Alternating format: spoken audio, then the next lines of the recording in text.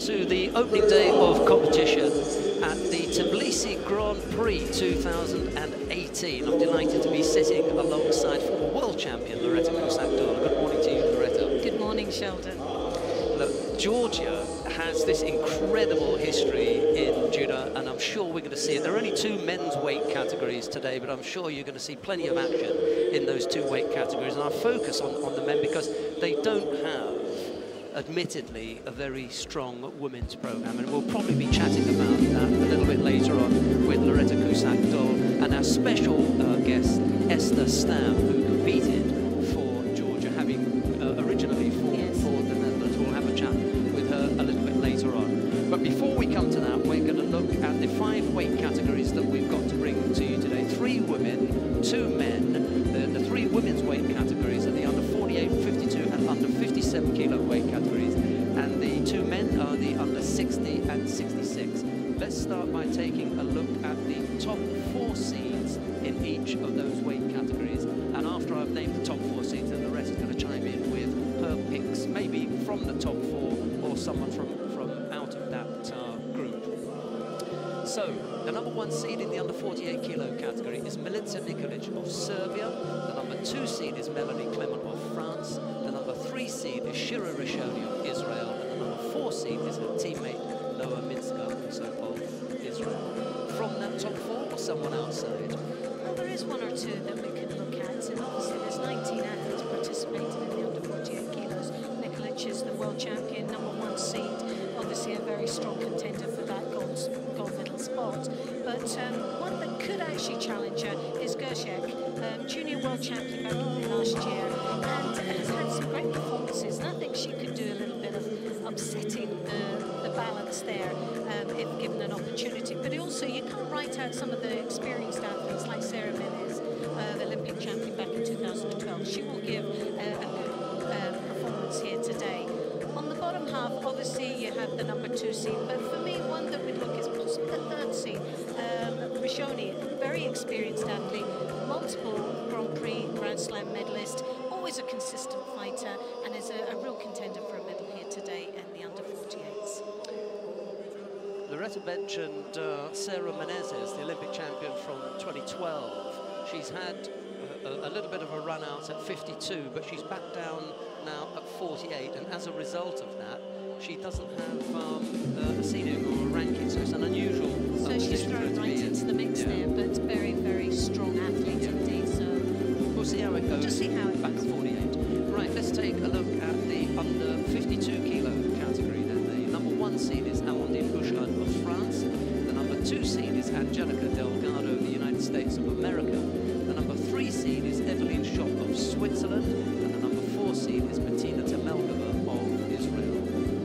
Well, again, we've got 13 athletes, a few less than the under 48 kilos, but it's the bottom half that I think could be quite challenging out there. Schopp of Switzerland, who won a gold medal in Agadir this year, great performance.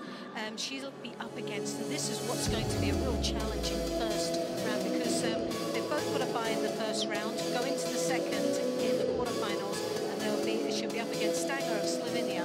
And again, she won a bronze medal in Tunis, also last year in Baku, a bronze medal, and Zagreb as well. So again, someone who's very consistent, capable of taking medals at this level of tournament, and could be one to watch. Bouchard, obviously in the Masters, was a bronze medalist.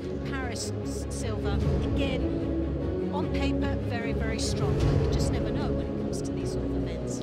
Anya Stanger's first round opponent had a stomach bug, an upset tummy, so she's unable to take part. It's a Russian, a young Russian girl that she was supposed to compete against. Well, I spoke to the Russian coach this morning, and he said it was just unfortunate, passed away and everything, and this morning woke up with upset stomach, so she won't be taking part. Let's take a look at the top 4 seeds in the under 57 kilo category.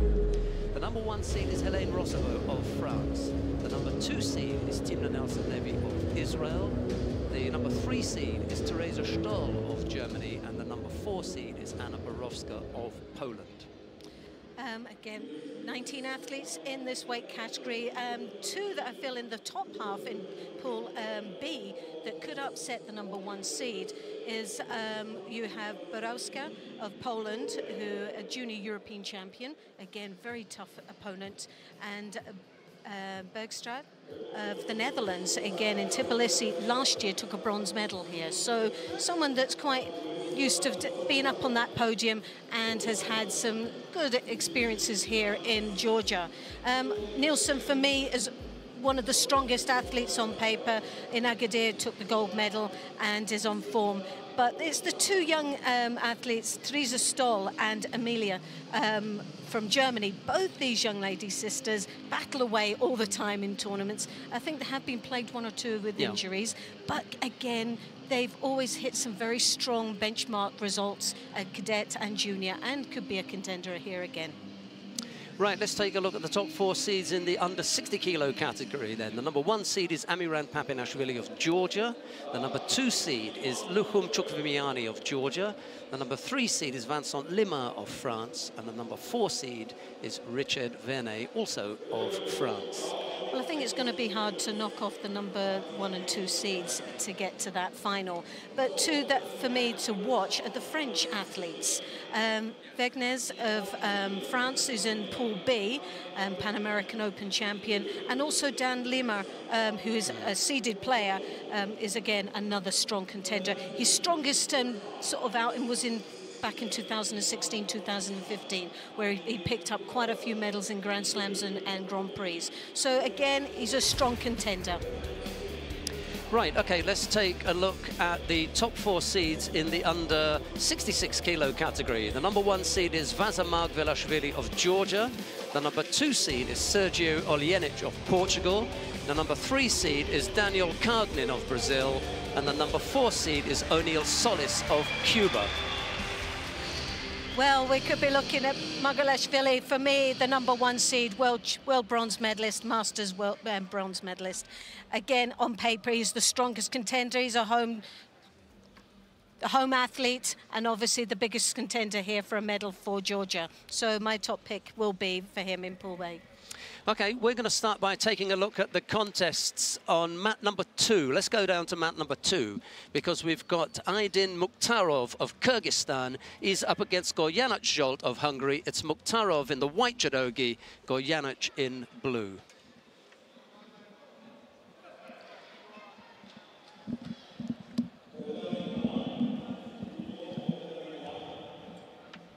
Right, well, as we expect, starting off as a real feisty here. Kyrgyzstan with Ochigari, nicely executed as he follows now into the Niwaza.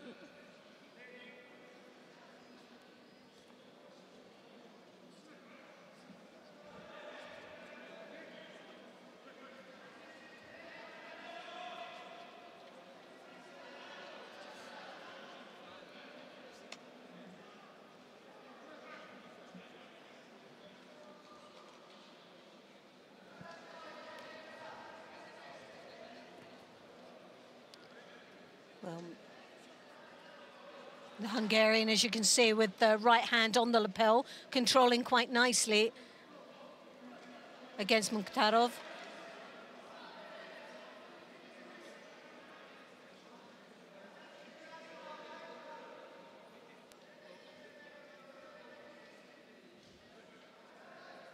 Well, Mukhtarov there, as you can see, following once more into the Niwaza, looking to create an opportunity down in the Niwaza there. As you can see, his hands, the left hand under the arm, trying to draw that out and create that space under the chin. But picks up his first Shido now.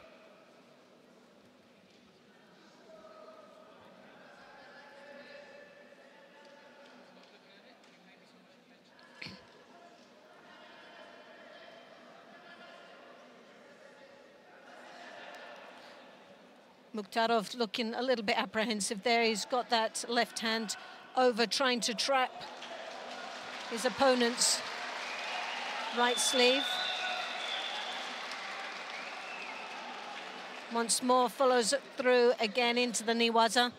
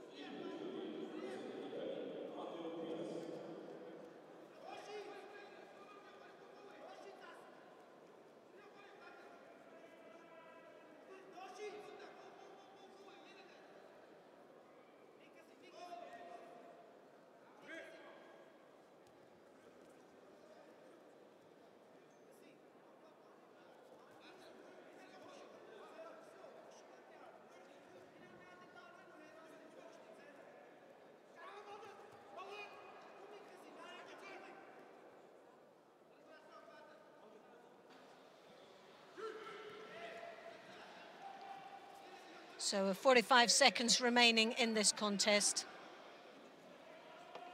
Mukhtarov still really struggling here against his opponent. Trailing with the 2 Shidos. One more would result in the hand sokimaki, a disqualification.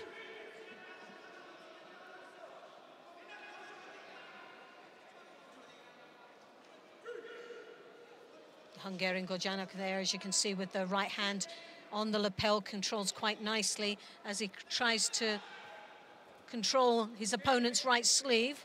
Reaching forward there, doesn't really seem to have much opportunity from there because of the defensive action of Mukhtarov.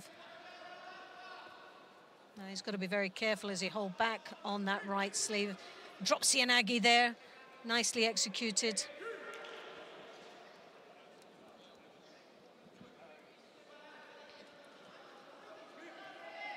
So just 1 second now, we're going into the golden score in the under 66 kilos. It's the first round for these athletes.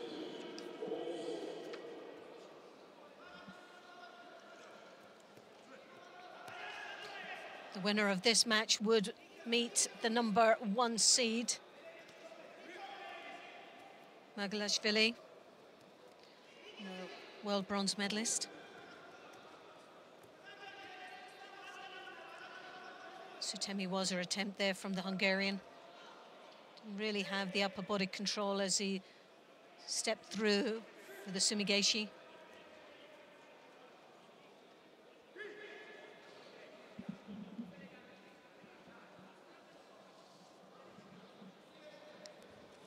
Uchimata nicely entered there, switched it through to the Tomanagi, a good combination.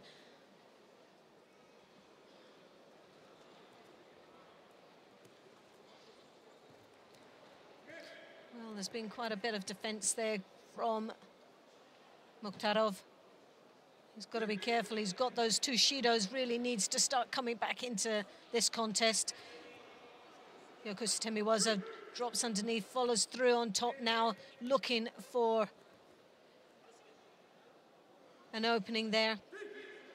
Referee really not interested in playing around, but there you have it, the third and final Shido, which was on the cards for at least 30 seconds here in this golden score. So Mukhtarov is disqualified with the accumulation of 3 Shidos. Gorjanacz of Hungary goes through to the next round, where he'll be up against the number 1 seed, Lekishvili, a little bit later on.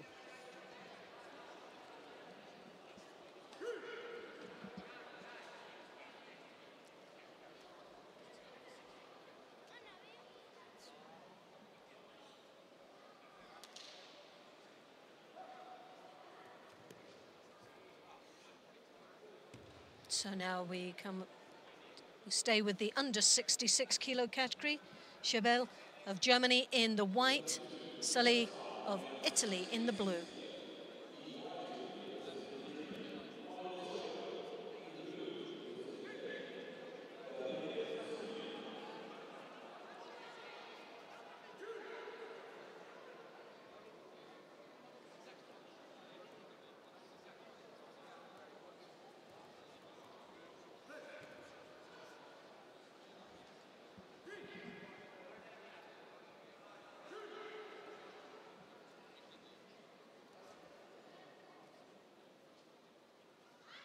So just waiting for these athletes to commence.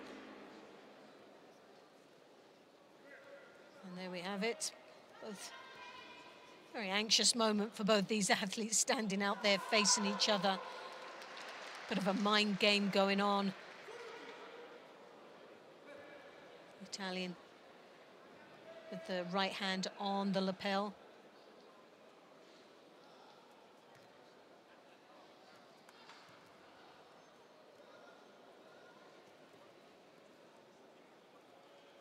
Scheibel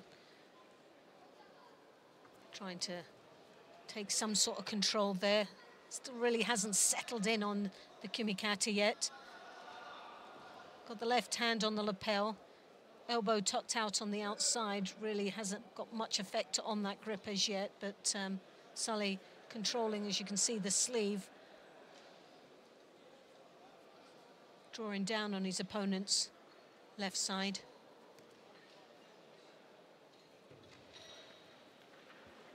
Italian coming over, drops underneath. That's the son of Massimo Sulli. Gabriel, I wonder if Dad is at home watching. I bet he's got to be. He's got to be, definitely, if not in the crowd. You can just say to him, buongiorno.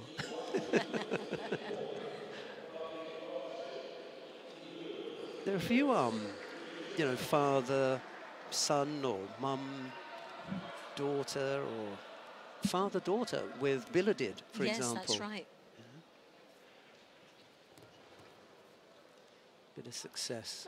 Must be quite hard for an athlete. I know that my son's competing now at the sort of senior level, and his father is his coach. But there is all those heated moments at times. Yeah, I think the other thing is that you carry. I mean, it would be a little bit different for. Well, if his father hadn't been a judoka as well, but he carries that name, Cusack. So you know, whereas if you'd had a daughter, no, if you'd had a son who didn't have a father who was involved, then the famous name would have been Doyle from the mum, but not the dad. He might have been a footballer or something, and that wouldn't have carried through. You wouldn't have had that, you know, what do they call it? Oh, you know, weight on your shoulders. I think you know what I mean. Yeah. Well, it is. It's the expectations, isn't it, of what people would perceive the athlete to be based on their background and family. Well, connection. Look at Neil's girl. Yes, you know, definitely. she's got to step out there with Adams on her back. I know. You know, so. And in some cases, some athletes, some individuals will thrive on that and excel, knowing that they have that sort of presence when they approach the mat, without maybe even having the technical expertise to back it up. But some find that a pressure before they've even stepped on the mat, and it all depends on the individual character of the athletes. It is interesting to consider who has come after a famous parent and been more successful. There's a score there, and he may give the bridge there. Yes, well, it was a bridge, and there's given it the Wazari. I think they're going to have a look at changing that, because Sully may have bridged. Well, it did look from this angle a bridge there, so.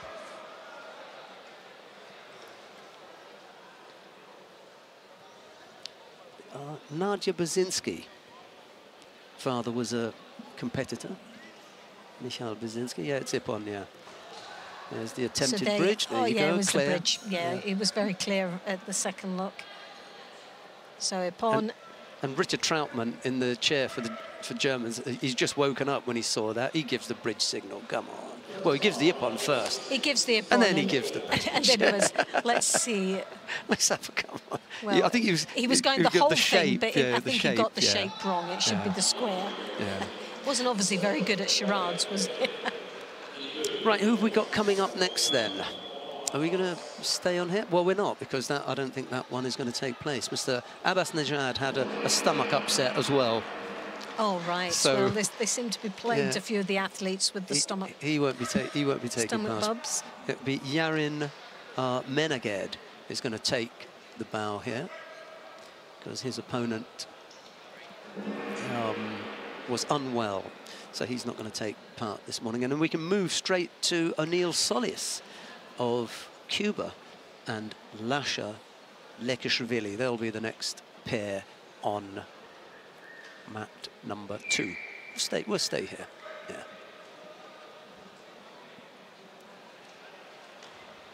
Well, Solis, did I say Georgia? I think I said Lasha Lekishvili of Georgia. But it's Great Britain, isn't it? Yes. I remember you telling me that. There was somebody there. Right, O'Neill Solis of Cuba in the white judogi faces Lasha Lekishvili of Great Britain, no less. They're all having a go, aren't they, with the imports? You could actually look at that straight away and you sort of give the quick glance. It starts with a G instead of being Georgia. It's and ends in Great R. Britain. Yeah, GBR instead of GER. Yeah. Tricky little one there. GEO. So here we have Solis, Pan American champion. He's a handful. Very, very strong, exciting athlete. He was warming up with Ashley Gonzalez this morning, Solis. He looked sharp. Yeah, 66 kilos with a 90 kilo player. That's a huge. He looked huge very jump. sharp indeed.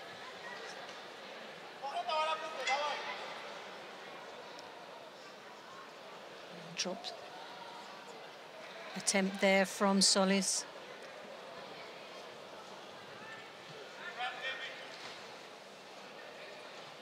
Lekishvili, as you can see, with that right hand trying to come over the shoulder, controlling his opponent's left side.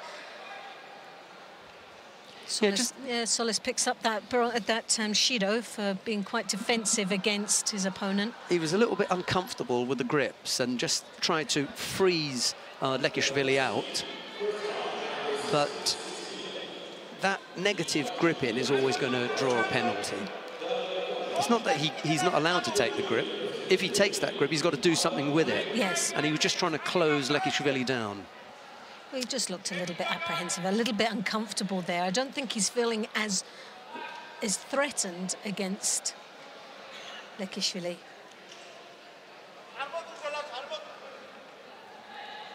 As you can see, Lekishvili there with the lapel grip, but he's bent over quite considerably there, and he's attempting once more, as Sutemi was, to draw his opponent down into the ground.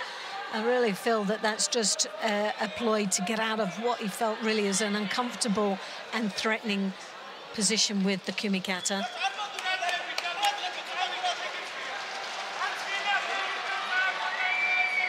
Solis once more trying to throw the right hand over the top. Doesn't really connect well. He's got nice control on his opponent's right sleeve as he goes for the Sodi once more. We've seen that a little bit earlier on in the opening seconds of the contest. As he comes in again, this time a lot deeper, he lifts his opponent up, didn't get the finish on the attack, but nevertheless a very strong and threatening attack against Lekishvili, who picks up a Shido. And I think that's a well-deserved Shido being awarded there to Great Britain. Give him the little bit of warning that he needs to start changing the pace of the contest and engaging a little bit more in this match.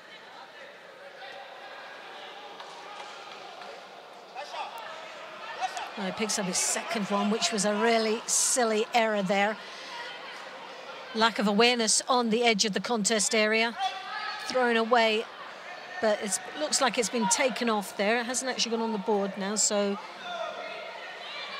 that would have really changed the dynamics of this contest and put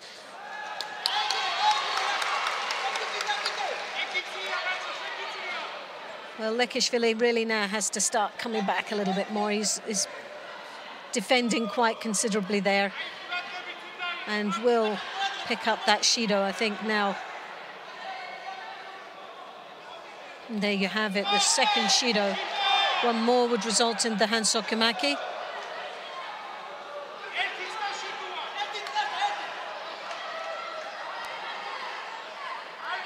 Lekishvili now starting to look a little bit more upright and really steps across with the hips, gives him a better opportunity being upright and strong in his posture for the hips to come through and that Uchimata to start showing. Until then he was a bent over stance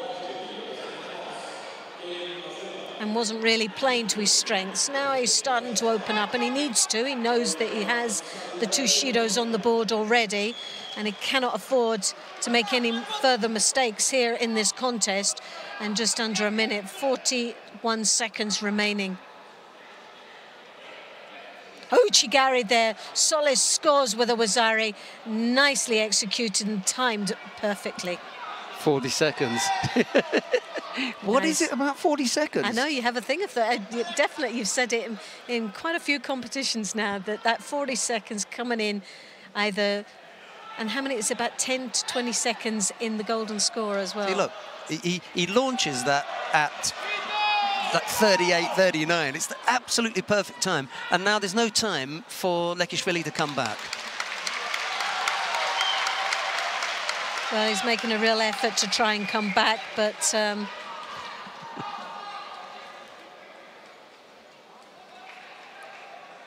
especially when you've only got the single Shido against you in that last 40 yes, you can afford seconds. To be a little bit you're going to burn one, yes, and you're going to get away with it. So 1 second remaining. Solis will take his place in the second round of the under 66 kilos.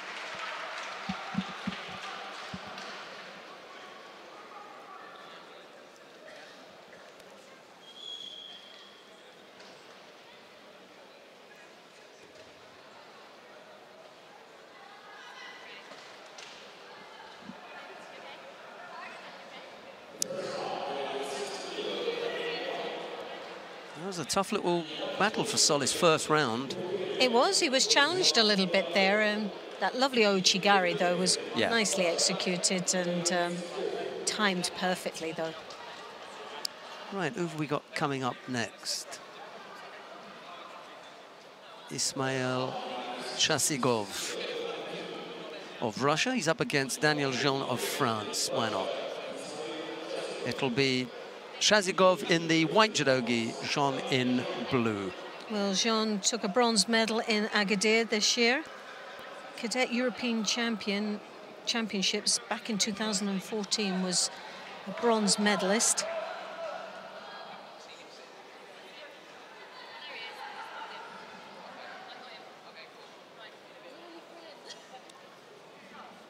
Great performance in Agadir from this young man from France. Chazakov steps across there. Nice strong attack.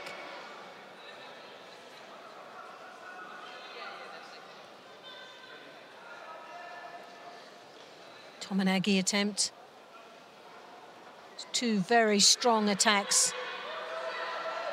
One after another there, and Jean really has to now start putting one or two back in there.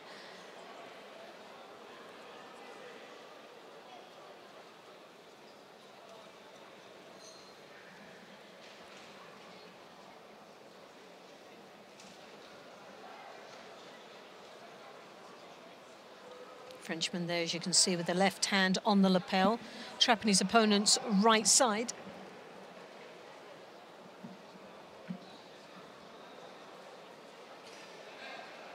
Moving quite nicely all around the mat, very light on their feet. Makes them both very vulnerable for the Ashiwazas. Jean coming in with the Ouchigari. Bit of a head-to-head here action.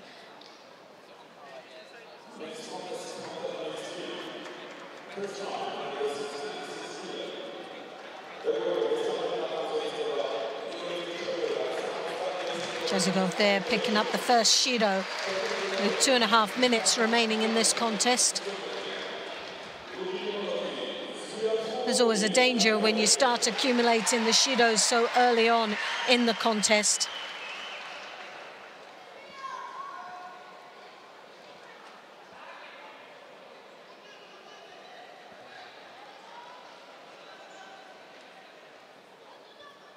Chazakov once more with the right hand on the lapel, uses his feet, trying to break up his opponent's balance with the Ashiwazas. Follows it through with the Tominagi, and now looking to create something down in the Niwaza. Jean defends well.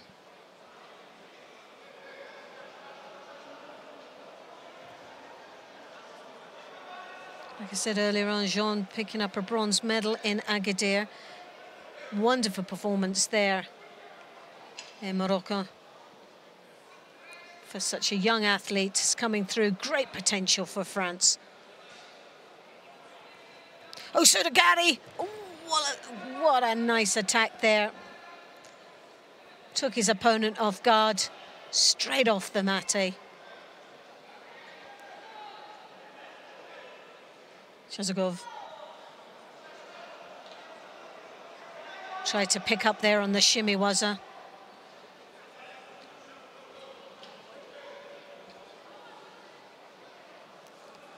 Jean, a real threat. Those long legs reached over quite sharply. Took his Russian opponent by surprise. A Shido apiece with 1.5 minutes remaining in this contest.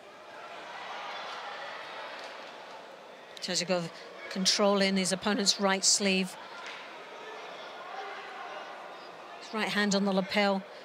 We know that the opening seconds of this contest, he did step across for that Tai Toshi.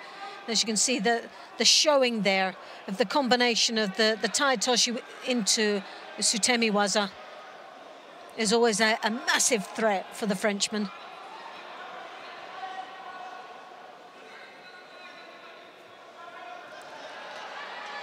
Chazakov there once more, the first grip on. Gets control straight away, uses the head to manipulate his opponent's positioning. Oh, stepping across there for Anashi Guruma. Once more, a good, strong attack from the Frenchman. 2 Shidos apiece, just over half a minute remaining in the contest. Well, it's really been a battle between both these athletes. Chazakov slightly more mature than his opponent. Jean, cadet, European bronze medalist back in 2014. Has developed quite nicely over the years.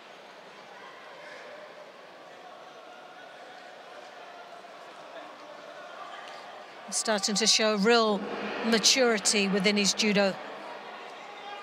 Tomonagi attempt there from the Russian as he tries to lure his opponent down into the ground. Well, 6 seconds remaining. Jean really needs to stay in control here. Oh, Sotogari, we saw the yes! Oh my goodness, at the last second of the match. He scores Epon with the Osotogari. Well, we saw the threat earlier on. It was a danger for the Russian, and there you have it. That's how much a danger it was. As Jean comes through with the Osotogari, scoring on the last second of this contest. A wonderful finish and a well-deserved place in the second round of this tournament.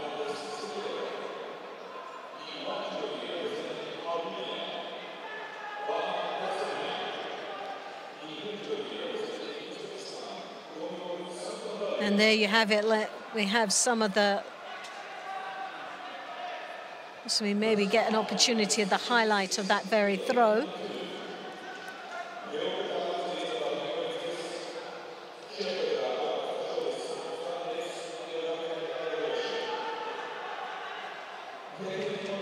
Well, possibly not.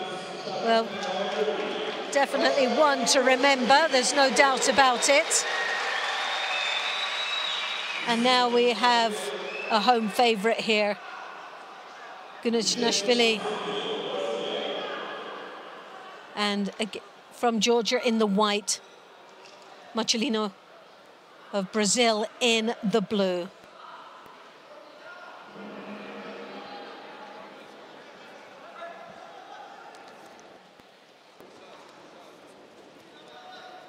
Well, we seem to be having a bit of a technical... Now we're back.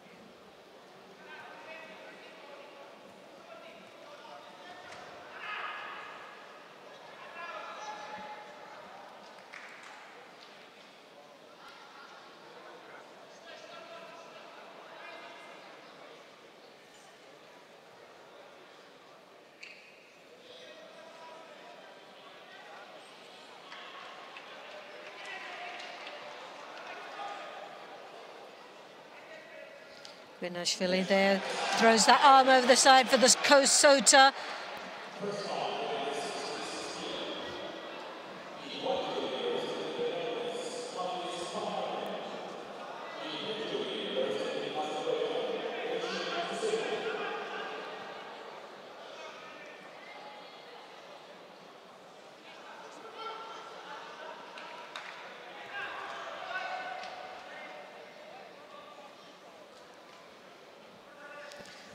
Well, the Georgian picking up Eshido. I do apologise for some of the technical problems we're having at this particular moment.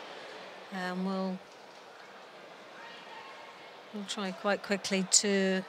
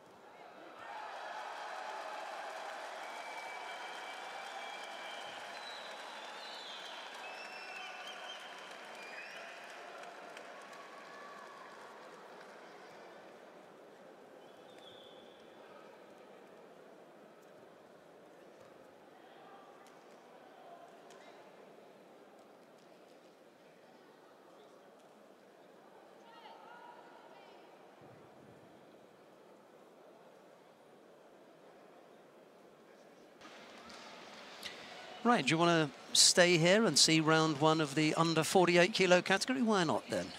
Just going to have a quick look and see. Is the Milica Nicolec is the #1 seed. She's got a bye into round two. We're looking at the last of the round one contests in Pool D. And the pair on the mat now are Sultanbekova of Kazakhstan. She's up against Mira Ulrich of Germany. It's Sultanbekova in the white judogi, Ulrich in blue. There you go.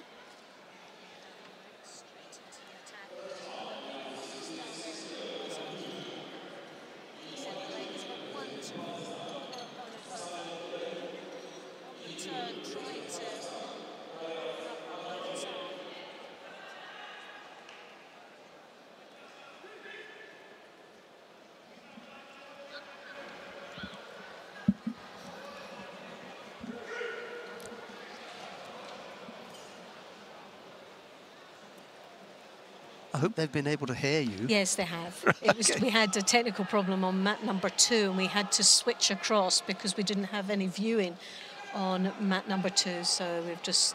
Right, I think so rather than hearing me say what's going on, I turned off the mic.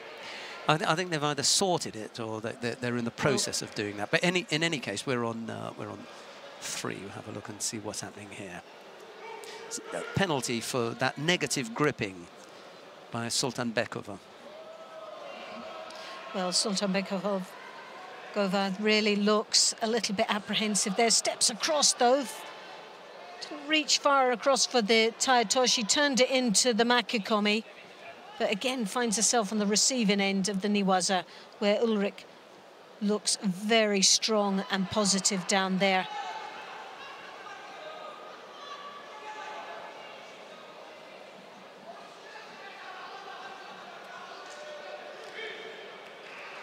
Ulrich desperately trying to get the rotation of her opponent onto her back. Sadly run out of time there, but always threatening in the Niwaza.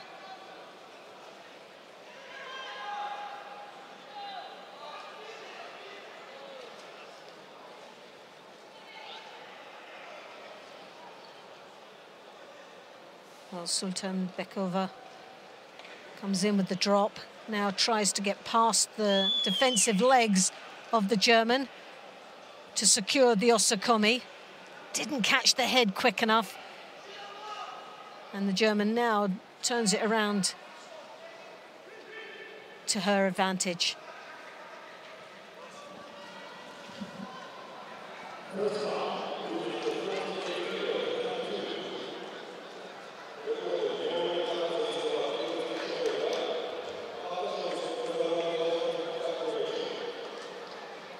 Well, Sultanbekova now with the head being drawn down. Kosota, beautiful execution there. Scoring for Ulrich, who should be a Wazari, but at the moment it's gone on to the other side. As you can see from that clip, the Kosota. Oh no, she actually turned it in midair for the Wazari. So nicely anticipated from Sultana. There you have it, the Kosota, but as she was going over, reacted so well to counter. That's right on that. So close, but she didn't actually land at all. Exactly. The rule here is that a Keishiwaza where you use the landing to execute the Keishiwaza will not count. But she doesn't. No, she had the upper body control to react as she entered in for the Kosota. And she didn't need the landing to support the execution of the techniques. It's a very fine line, but it's an interesting point, and it was good as good illustration. Close. I hope the refereeing commission keep that one. Yeah, that was a good example of that. That's the way to use it. So Sultanbekova now takes the lead with the Wazari. And the chase is now on for Mayra Ulrich. Well, they've actually taken it off. Well, this is the thing. It's a fine line. Yeah. We did know it was so close to the mark, but I actually thought they got it right the first time. Yeah, I'd have to have another look. We'd have to have a look at the replay again and again, and then to pinpoint. Yeah, they've obviously had a lot of time to analyse that, but... where the landing, where she lands in the process of executing that Keishiwaza, if she needs the landing to complete it, then they won't give a score. And I think that's what happened there. Well, it was here we go again. a difficult call, definitely, for a referee on the blind side there. So now, the German has always been... She had the leg across there, we couldn't see. I thought it was Osaikomi. So did Just I. got the leg on the other side, and he said it's not coming out, so called mate. So we're now into the golden score, and this has turned into be a very interesting and exciting match indeed. Very well balanced between both these athletes. The German started off very strong, positive, very creative in the first minute and a half in this contest, and starts the golden score very sharply indeed with a very strong left-hand high collar grip. Now draws her opponent down into the Niwaza, trying to look for an opportunity in the ground, but sadly for the referee, he didn't feel that there was much opportunity down there.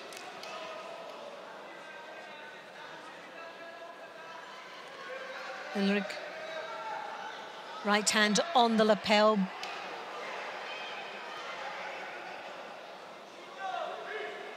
Sultanbekova comes in with the hips there, tries to draw her opponent over with the Sodi, who's braced quite well from the German. Got to be careful though, because this Kazakhstan, very, very strong athlete, comes in for the Harai Makakomi. Ulrich looking once more to try and find a solution in the Niwaza. Spins over, has the Jujikitami positioning now. Legs in position. Well, right from the beginning, this young lady from Germany had threatened the Niwaza. And there you have it, a finish there with the Jujikitami. Ulrich goes through to the next round in golden score.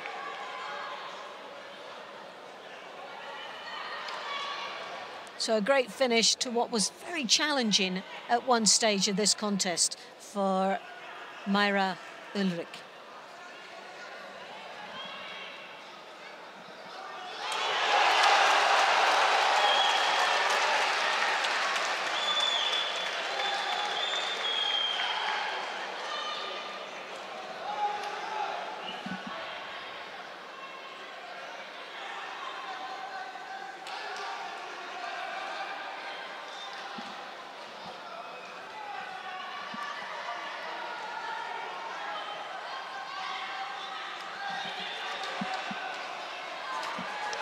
Well, we can stay on mat number 3, if you like, and take a look at the contest between Miriam Boie, I think that is. I'm going to ask Ellie about the pronunciation. She faces Manon Durbach of Luxembourg.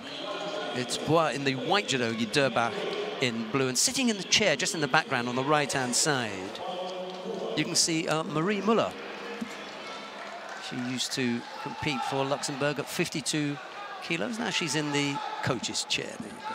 Well, a lot of experience from this young lady to feed into her athletes now.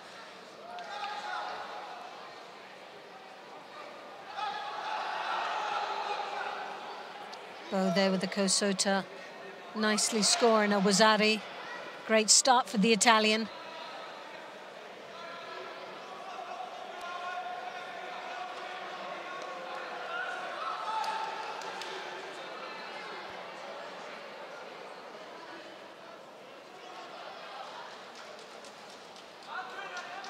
Durbach trying to desperately control those sleeves. Really hasn't settled into this contest as yet. The Italian a little bit more feisty. Oh, throws that leg across. Big Harai. Follows it down into the Niwaza. Well, this is what you really would expect from the Italian athletes. Quite a feisty little athlete there, as she's quite an aggressive approach to this contest.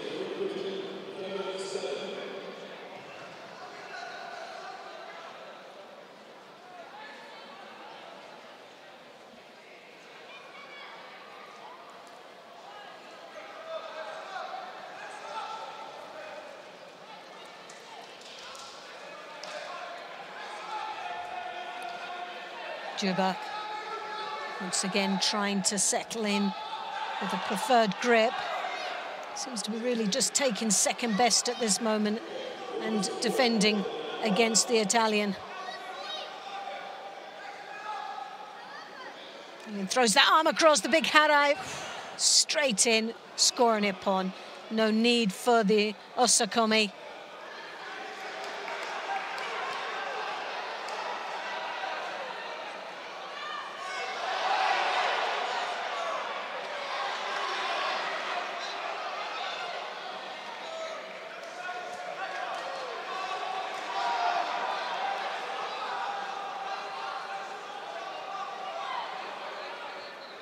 It'd be nice to see that one again.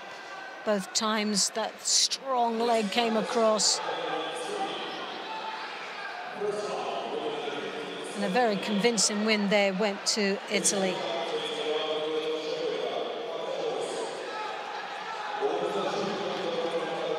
Well, now we have a favourite for the Georgian of a medal here. The Pitcali in the white. Silva representing Brazil in the blue.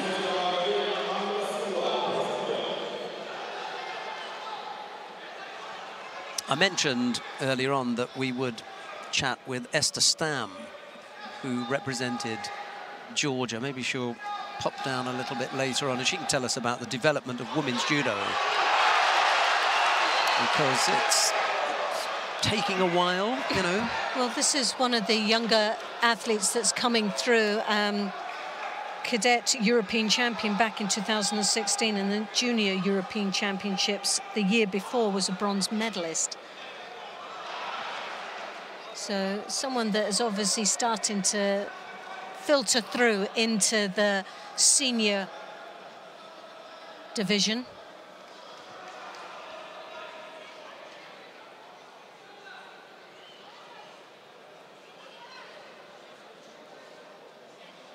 Being quietly confident out there. She drops in with the Seoinage. Silva digging in there, looking for the Sangaku. Really didn't tidy up the legs first before trying to rotate the Georgian over. Has to be really careful there. That leaves herself wide open in the Niwaza.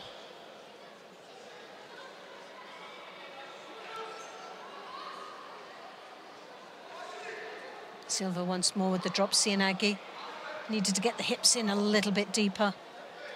But nonetheless, a good, strong attack from the Brazilian.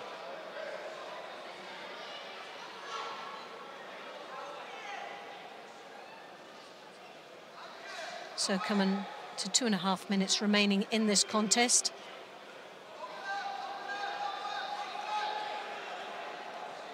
Bertolini comes in, throws the arm over the top, and then Ouchigari attempt. Leaving her options open for a switch for the Uchimata.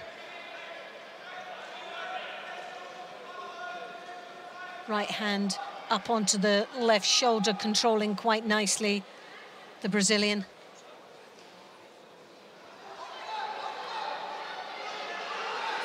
The Ouchigari there.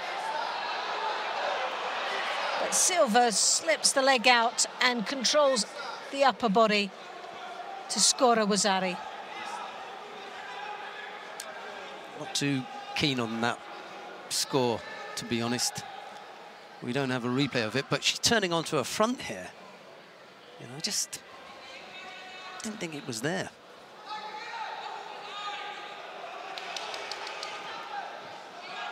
Oliver De Roses is the referee in the middle, and quite often the referees will listen to the commentary afterwards. He's going to be all over me for that one, I bet. Because they haven't taken that score off, so quite clearly that's going to stand. Yes. And he saw it once, and he was, what, 2 meters from it? He's got the best possible view, you know, so... Possibly a better angle as well from what the camera is showing. What do I know? Well, Silva picks up a Shido.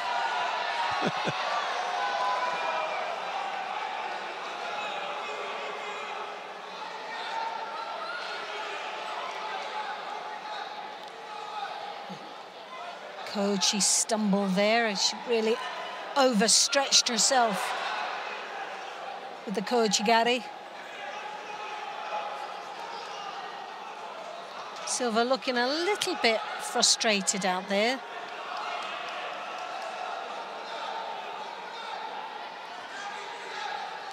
Once more, the drop Seoinage, stumbling her opponent forward. To make that attack more effective, needs to get the hips in a little bit deeper. Good aerial awareness there from Bertolini. And she went over on that Seoinage, spun out, back onto her feet. But once more, the Seoinage drop is there. Now there's 4 attempts on that very same technique, and Bertolini just seems to be falling onto that. Problem is when you're down a Wazari, you open yourself up with just half a minute. It's an all-or-nothing situation here for the Georgian, who'd obviously had set her sights on a medal here in this tournament. To go out in the first round means that that's her out of the event.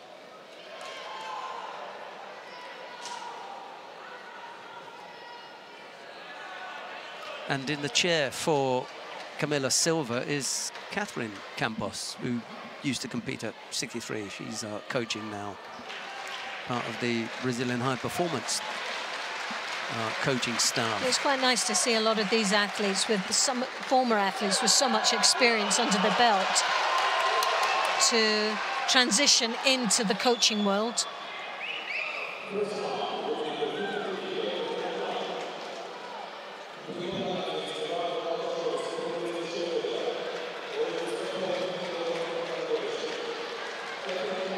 So with 4 seconds remaining, 2 Shidos on the board, but Silva does have the Wazari.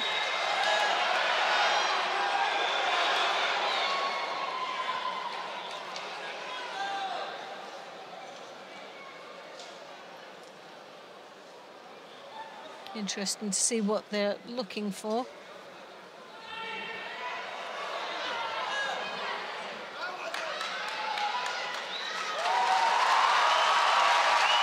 Well, there you have it.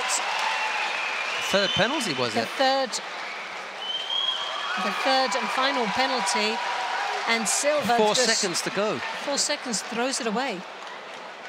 Well, she'll be very disappointed in herself with that, and Lipertiliani, well, will take those words away. She now goes through to the next round, and still a big hope for Georgia. It's funny that all of a sudden I want to look at that contest again. The fact that it ended on 3 penalties. It'd be interesting just to get the feel for the timing of the penalties and everything, because they are not going to give a third penalty unless it's absolutely 100%, you know. Right, who have we got on the tatami now? Sergio Olienic of Portugal faces Nico Tchikaidze. Olienic in the white judogi, Tchikaidze in blue. Round 2 of the under 66 kilo category. Well, Olienic had a bye in the first round. He's the number 2 seed coming into this tournament. 5th place in Agadir this year. One of the more mature athletes in the tournament, 32 years of age.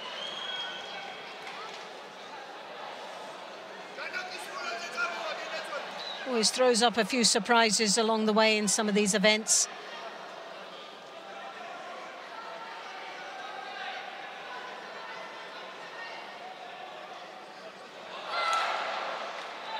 Sodi drop there, and the Georgian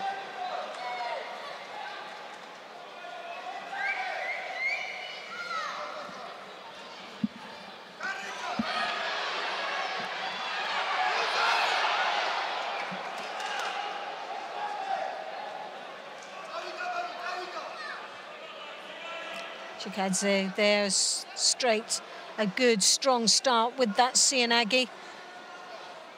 Takes the sleeves once more, controlling Orlenic's right side.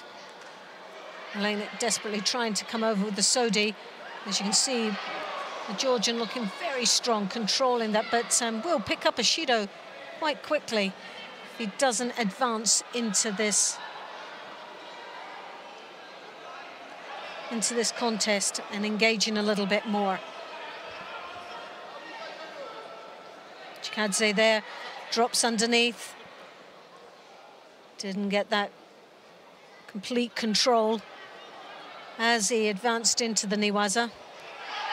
A lovely turnover there, and this is where Olienic is very special. His awareness in the Niwaza, very strong technician in ground, and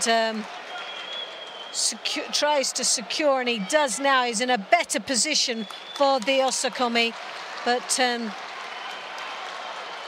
Tchikaidze does so well to get out of that Osakomi.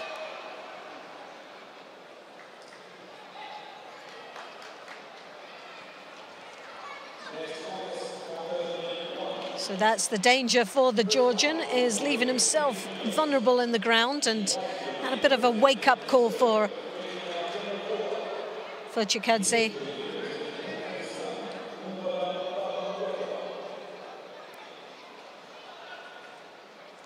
Olenek once more trying to look for something in the ground.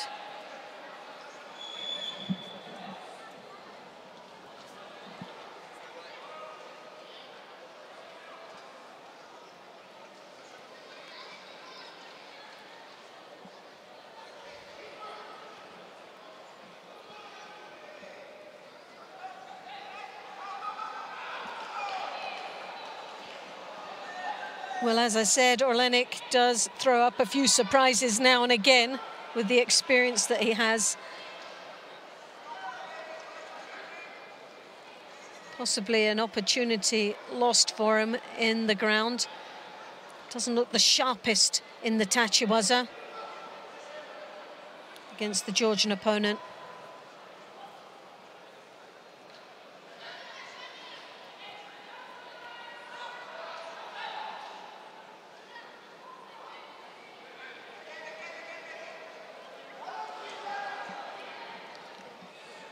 Tchikaidze there picking up the Shido. One apiece now. Comes in for the drop Sianagi, but now finds himself once more on the receiving end of that turnover we just saw a minute ago. And that was close. Georgian once more doing well to get out, but this time no excuses, put himself in that situation.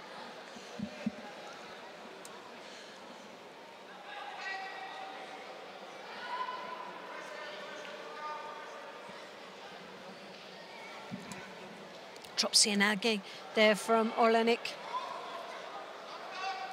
One of the strongest attacks coming from him so far in this contest.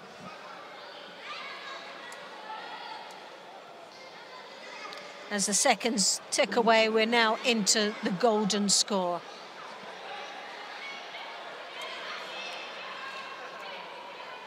Georgian throws that right arm over the top there, advancing on to Olenek, trying to pile the pressure on.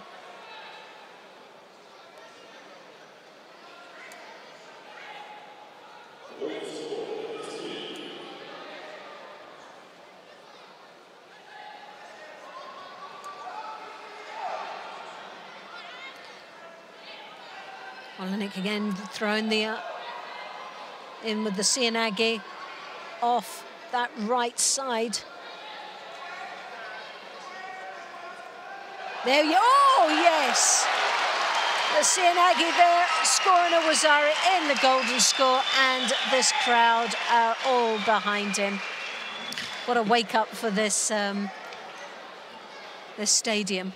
He was one of the IJF Academy players under the tutelage of Daniel Laskow. Really? Yeah, I'll have to wander down there and see what Laskow has to say about it. Must have a smile a mile wide. Well, lovely attempt, beautiful finish.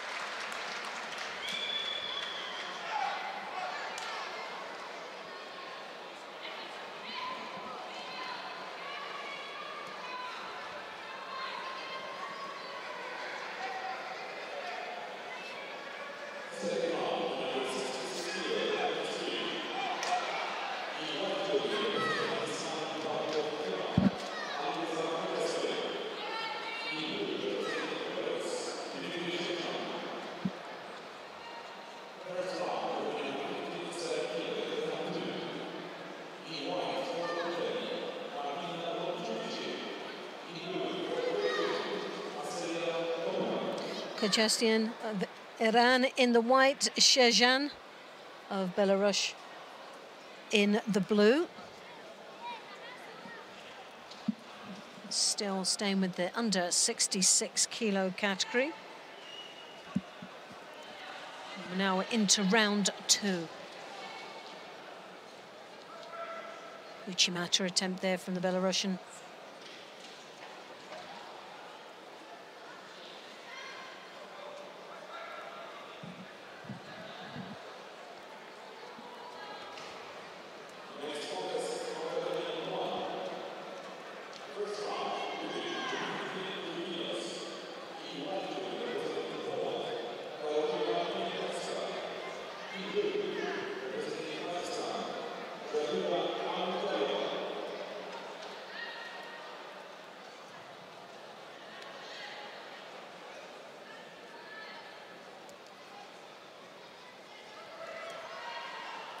Well, the Belarusian turning there to get that full rotation, as you could see.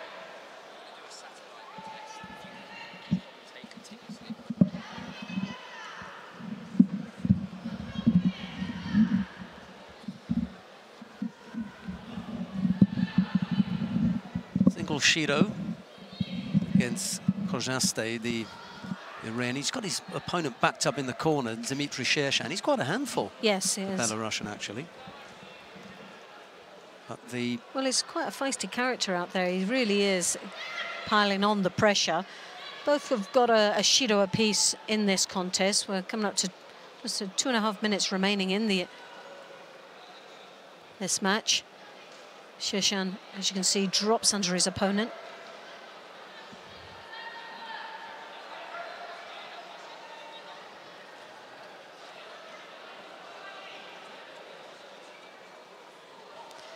The Iranian trying desperately to control the left side of the Belarusian. I'm surprised he's not one of the top 4 seeds, actually, Dmitry Cheshian. Perhaps he hasn't been competing at Grand Prix and Grand Slam level and only at the Open level, you know, the Continental Open, so hasn't picked up the same number of points, despite the fact that he's been successful in those events. Yes. They're just, you know, the points aren't there. Just under the radar. Yeah. Well, Cheshian picks up the second Shido with 1.5 minutes remaining in this contest. Iranian looking very lively on his feet. Cheshian throwing that left arm right over the top, attempting the Makakomi, loses the control, and obviously collapses into the Niwaza.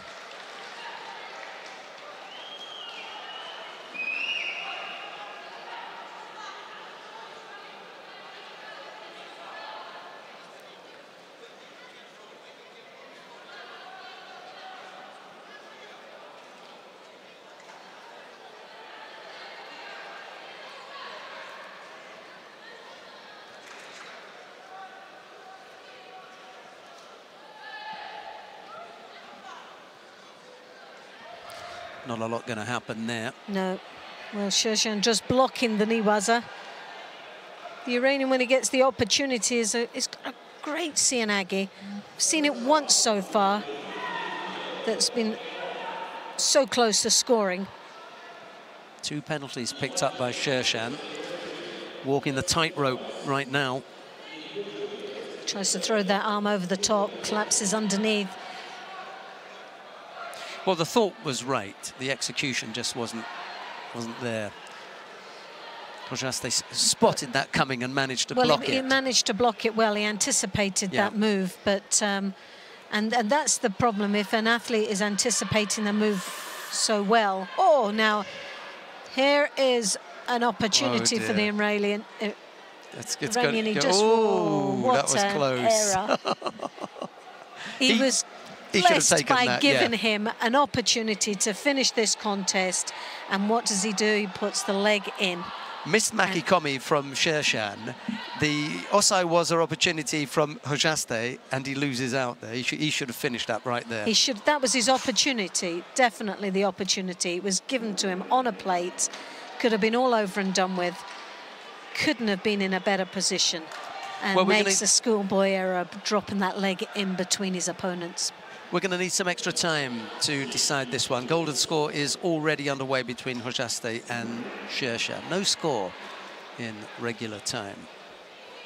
2 penalties picked up by the Belarusian and a single Shido by Kojaste. Oh, that was unfortunate. 3rd penalty. I can't imagine that he was looking to avoid any kind of grip or anything. It was just a poor attack. I always find that's so tricky. Well, it was quite interesting the way this match was going, because Cheshian did look the more aggressive athlete out there. But just at times where he picked up those Shidos for silly errors and what looked to be negative towards the referees.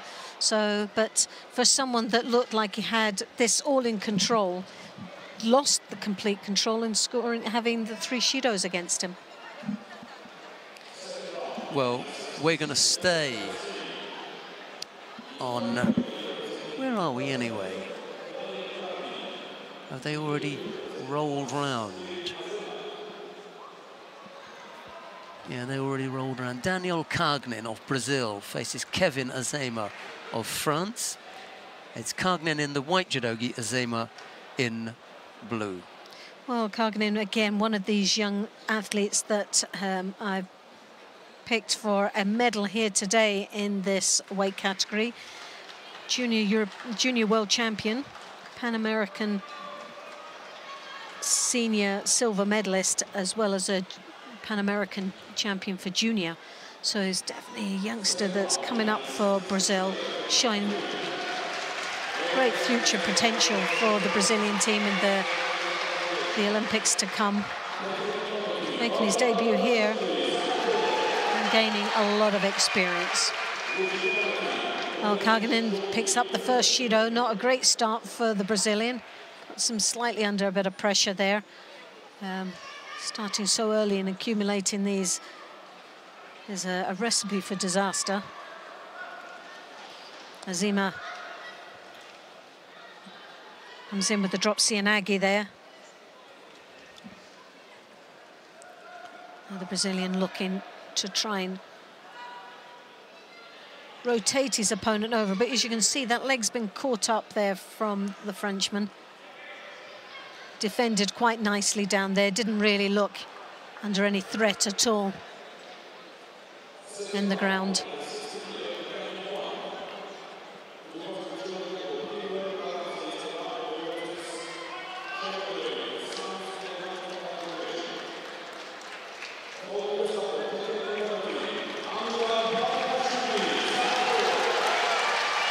Comes in for the drop.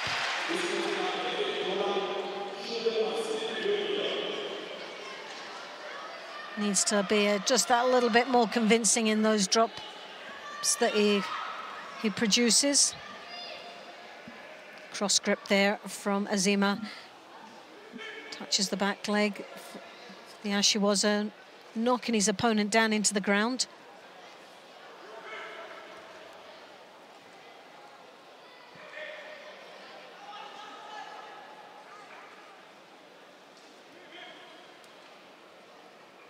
Azema once more throwing that left hand round, looking to catch the shoulder, but opts for the lapel.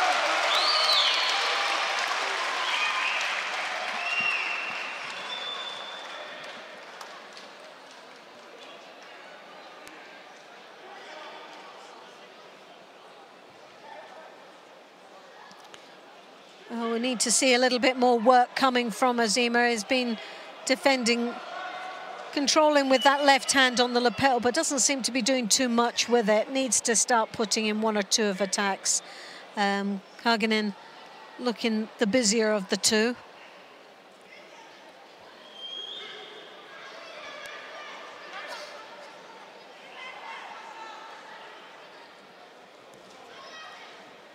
Once more, Azema coming across, cross grip, left hand around the back, trying to control. Attempting there, the Sutemi Waza realised he didn't have as much control as he hoped for. Opted to stay in the Tachiwaza now from that drop from the Brazilian. Was trying to create something down in the ground.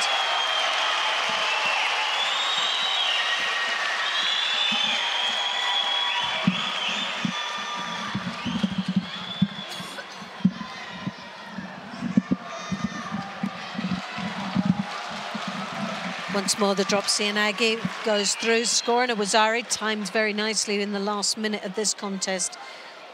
As he looks over at the scoreboard, really needs to be concentrating. We've still got a minute to go. Still a long way in judo terms to keep battling. He's already accumulated the first Shido. Comes in once more with the drop. Again, looks busy in the Niwaza. Really not convinced that Niwaza is his forte. But Azema picks up the second Shido, surprisingly enough. Left hand over the top for the Frenchman. Well, the Brazilian had his hand on that hip. He's trying to really convince the referee that the Frenchman was making more of the illegal move, but as we've seen so many times, the mistake made by some of these athletes is trying to tell the referee how to do his job. Most important thing is for the athlete to concentrate on his opponent.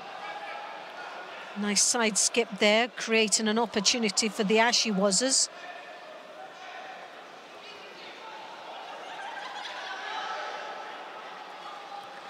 Azema looking quite frustrated out there as he brings himself back into the centre of the contest.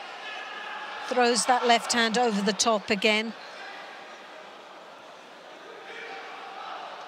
Coghlan once more trying to tell the referee how to do his job, and he picks up a second Shido. Well, the Frenchman throws that arm over the top, but ran out of time, and yes, to his frustration, there was an arm lock there, reaching around, but sadly for the Frenchman, the time wasn't there with him. I think we're going to move down to mat number 2, if that's okay now, because Manuel Scheibel is in round 2 of the under-66 kilo category. He's up against Yarin Menaged of Israel. Menaged had a bye this morning because his opponent had a stomach upset, so he got a free ride into round 2, but he's up against Manuel Scheibel of Germany now. It's Scheibel in the white judo gi, Menaged in blue. There is a single Wazari on the board for Menaged, and there's 2 minutes and 13 seconds left to go. This is another one of those ones where we're going to have to try and keep an eye on the scoreboard because we haven't got the graphic up in the top right. Which there you go. There's the that's just the way it is on this one. We'll try and keep you updated as often as we see the board. Well, when we see it, you'll see it. Is it we're a little bit more of an advantage here that we can actually see that's right. The contest area as where last week, the week before, we were unable to view the contest area itself. Although live. it was a very nice spot where we were up in the gods. Yeah. It was a nice bird's eye view when you could peer over the top.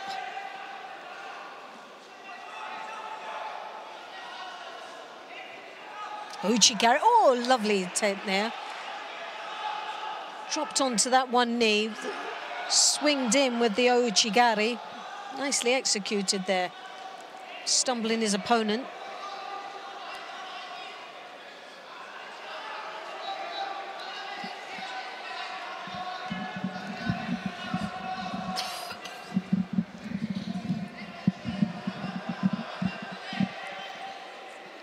Well, it looks like the German is seeking a bit of medical attention, but there's a Wazari on the board for the Israeli.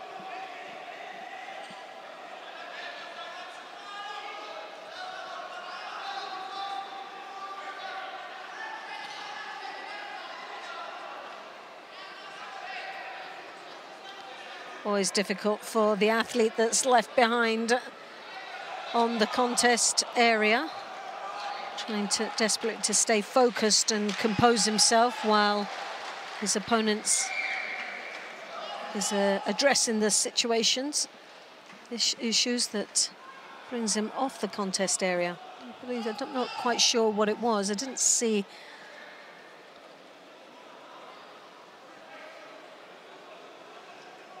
There didn't seem to be any blood or anything like that, but obviously the referee felt that there needed something to be addressed.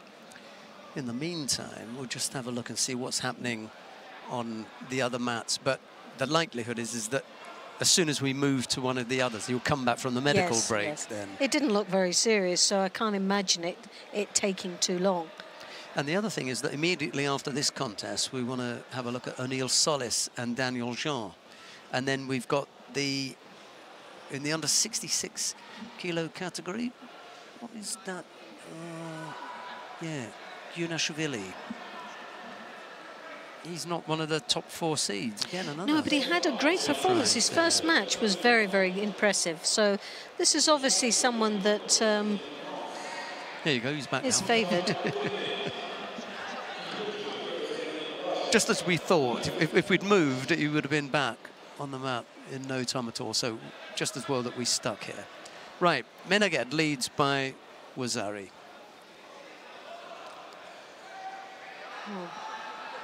Menaged now drawn to his knees there as the German comes out very feisty indeed. He's stepped it up to the next level. Very aggressive approach from that slight break in the contest. Throws the arm over again, trying to punish his opponent, which has really unsettled the Israeli quite considerably there. He looks a little bit apprehensive now, trying to back off, as you can see, and control those hands as they come flying at him.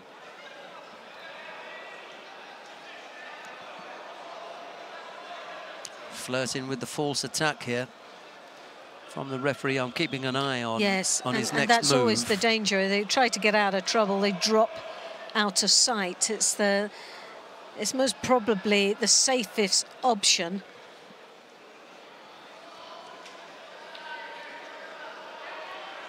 Overly defensive posture, penalty. That's probably the right one to give. Mario's on the ball. Look, he's just put the... Well, there's only seconds remaining, and the Israeli, and rightly so, he's only got the one Shido, drops to his knees. Yeah, take up the second. He will take that with just a second left and takes himself into the 3rd round. Yeah, our IT team have managed to get the graphics up, so thanks very much for that. I'm sure everyone at home is also pleased at being able to have that information available.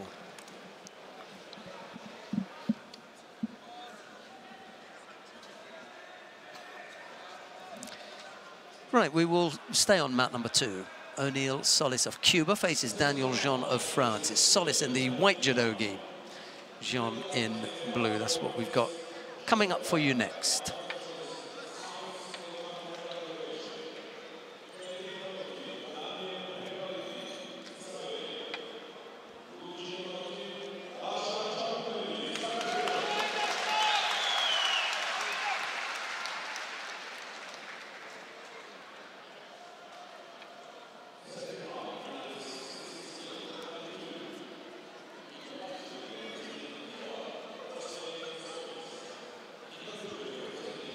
Who was it that Solis beat this morning? Oh, it was Lasha Lekishvili of Great Britain.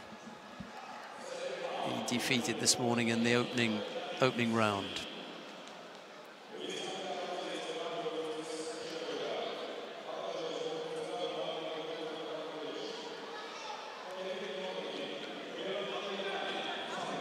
A little bit too far away with that effort, Daniel Jean. Didn't get the feet moving.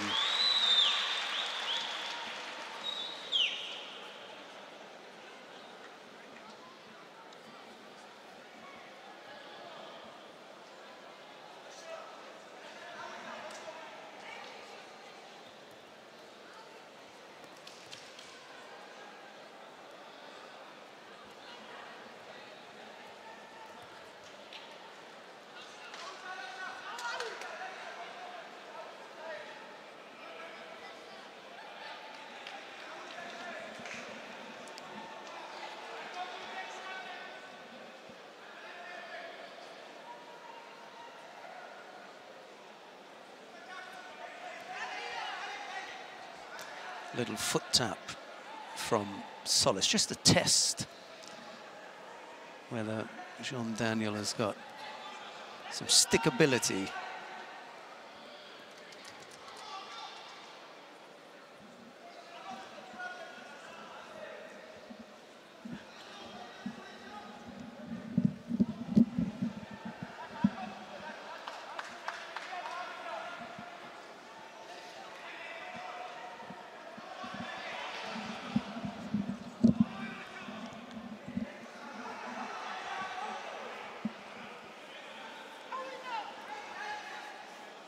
both fighters pick up penalties for passivity.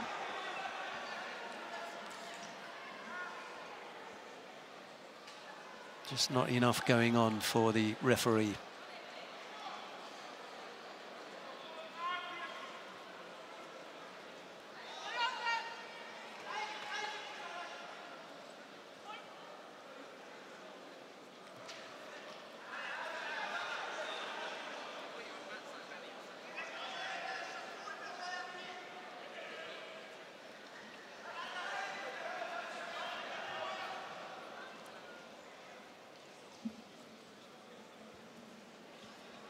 It's just a question of both fighters freeing up their hands, getting grips from which they can operate, and then coming up with some telling attacks. I know that sounds very easy, but maybe it's not as easy as I've just described it there. The theory is that you should be able to find a way past or around the various defenses that your opponent puts up. And having found that way past or around, then you come up with your own attacks. But when the two fighters are evenly matched, it becomes very difficult.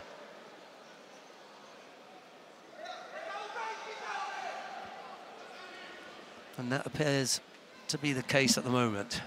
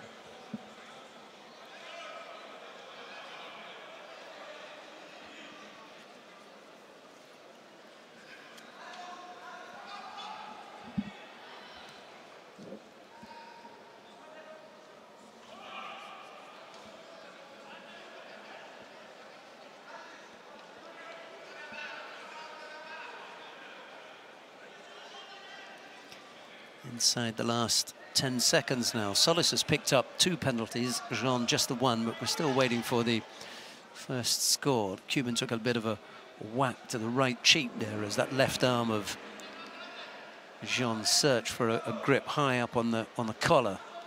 He missed and just caught the Cuban there, but no real harm done.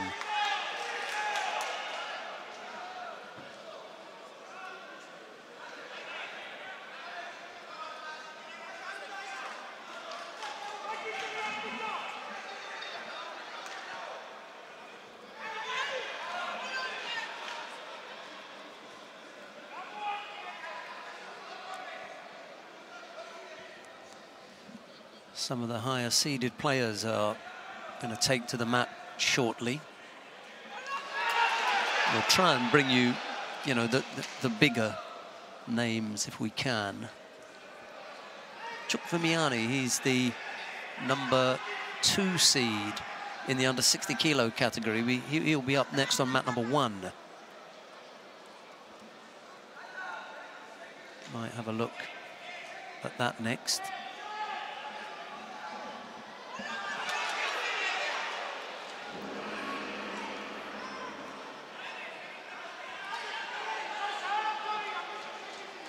Yeah, that was a good effort from Daniel Jean, catching O'Neill Solis.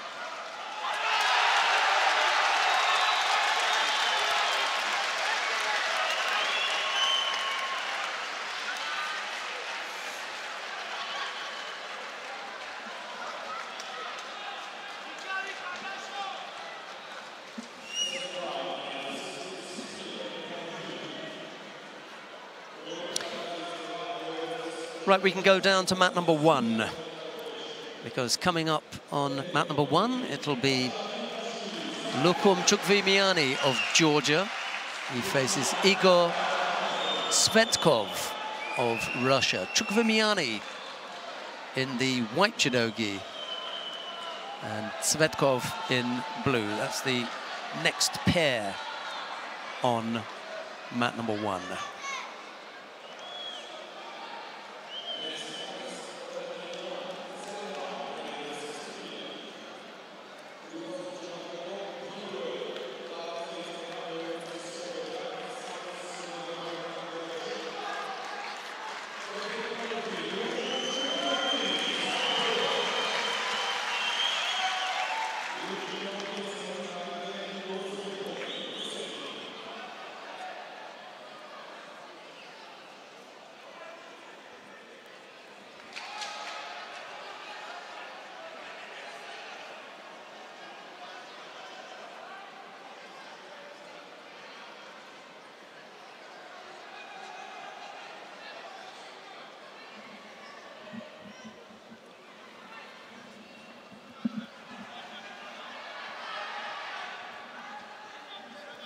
This contest suggests a frantic tempo here. The referee's already seen a gripping offence from Tsvetkov, and he picked up a penalty for that.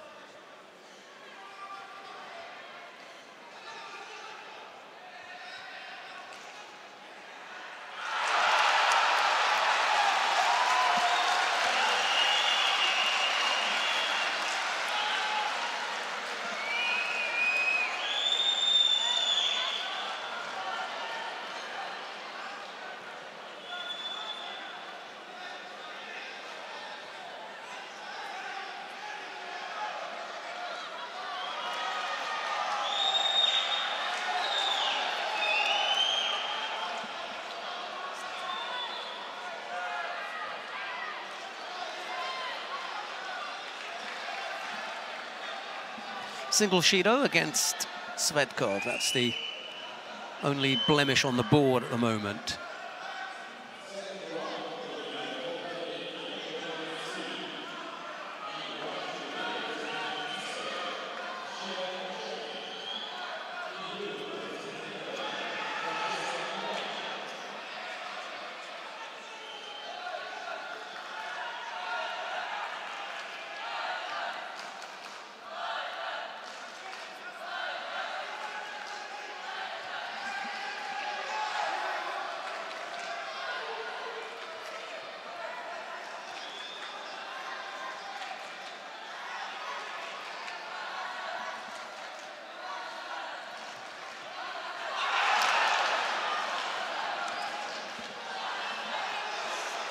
Almost turned there.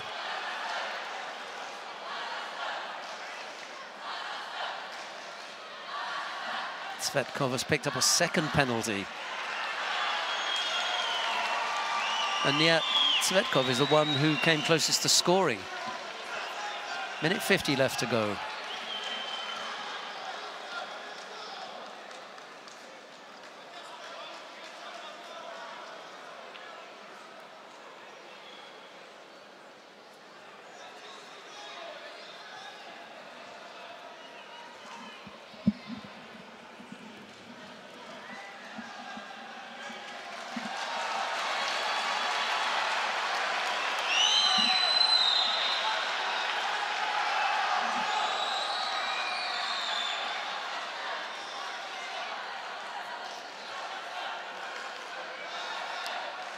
Chukvimiani looks nice and controlled. He's not concerned about the scoreboard.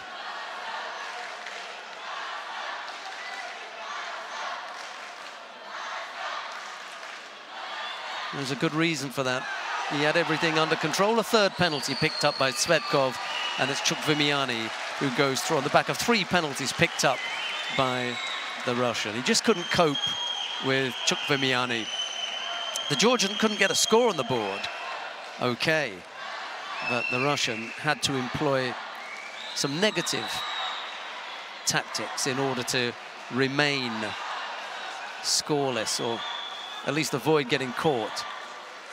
And he ended up picking up 3 penalties. We're going to move to mat number 2, if we can.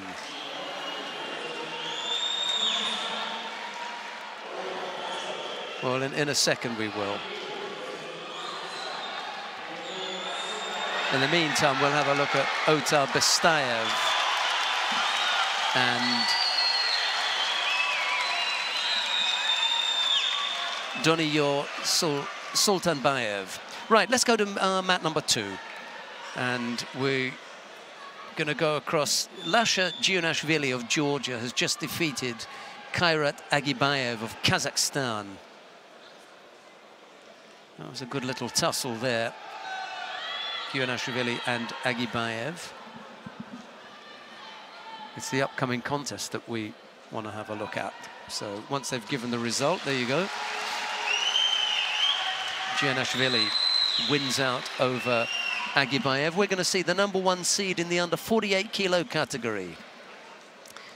That's what we've come down here for. It's round 2 of the under 48 kilo category. It's Milica Nicolec of Serbia.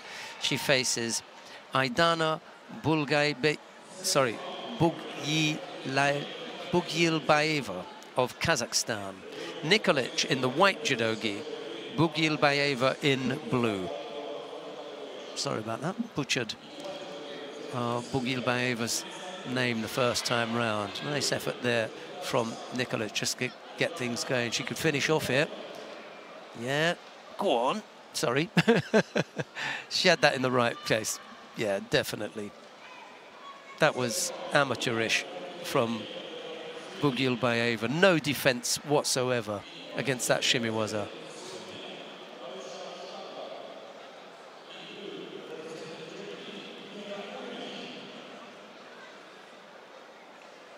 Nicolec not wasting any time there. Nicely executed shimiwaza. Gets the left arm underneath the collar there. Puts the leg over. Bit of pressure. And Boguilbayeva has to tap out. So Nicolec through to the quarter-final. Neatly done. Right, this gives us a chance to watch the return of Sarah Menezes to the under 48 kilo category. She's up against Daria Pitcalieva of Russia. It's Menezes in the white judogi. Menezes in the white judogi. Pitcalieva in blue.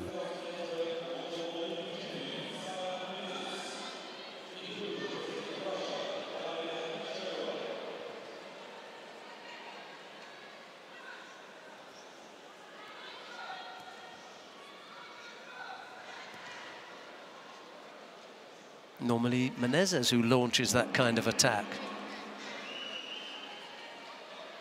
A Serdagari effort from Pitcalieva. As soon as she got the grip, she was in for that attack.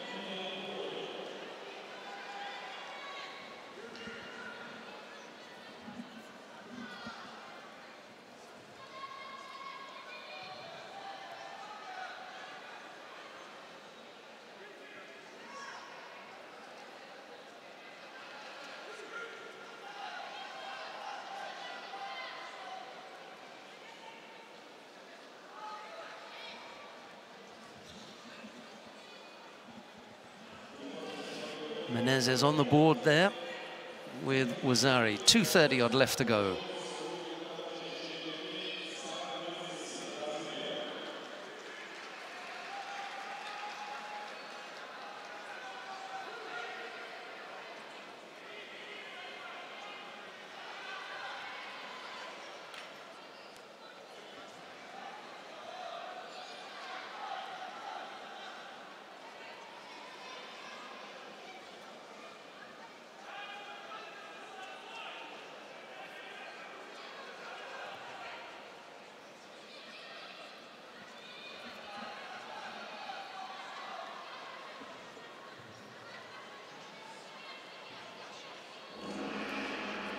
Half the contest gone. Pitcali not out of it yet.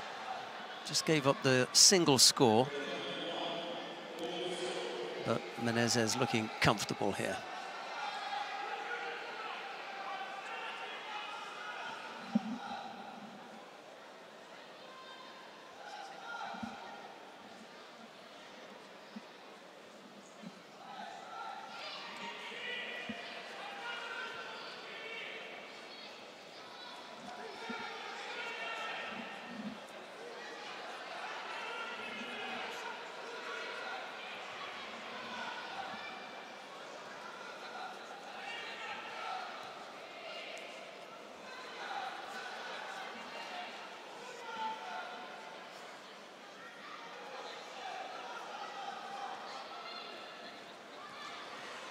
Almost walked onto that.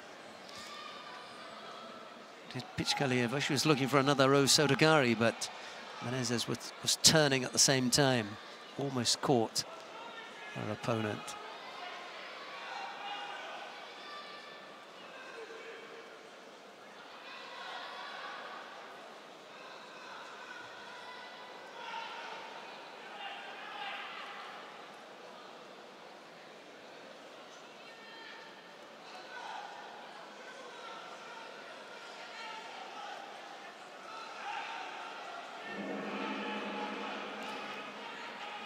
Little under a minute left to go. Interesting tussle between Menezes and Pitcali.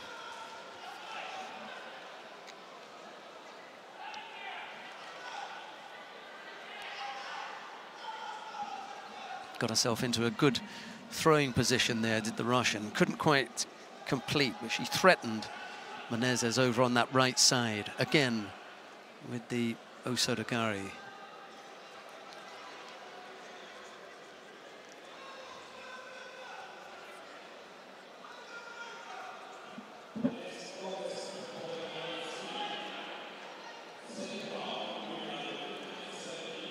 Little tomoe-nage effort from Menezes gives her the opportunity to work on the ground, but the referee's decided that nothing's going to come of that. She calls mate.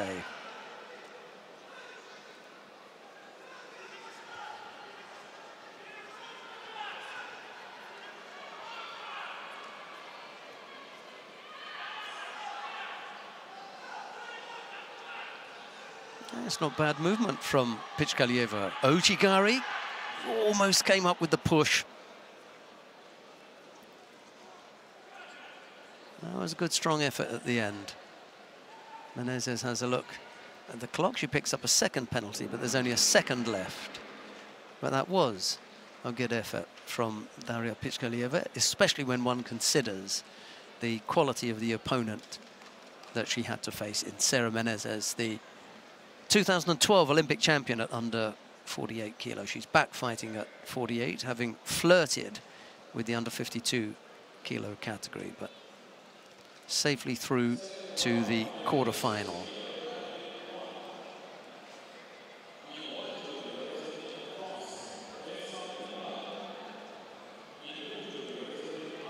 Well, I suppose we could go down to mat number 3 and have a look and see what's happening with Evelina Ilieva of Bulgaria.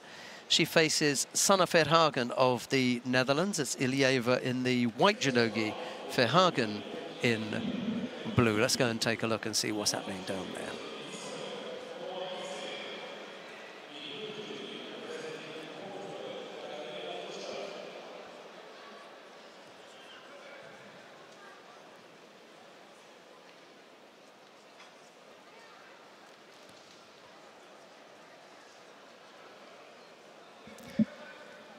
No scorers yet, and there's 2.5 minutes left to go. That's the state of things at the moment.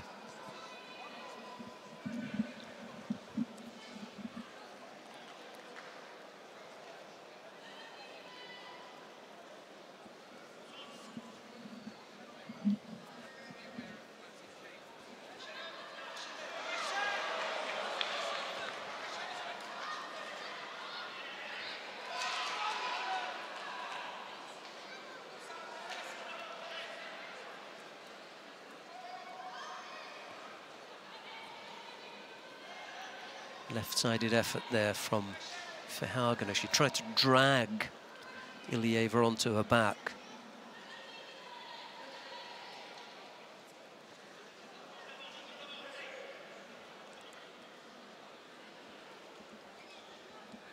Well, from time to time, something like that can work, but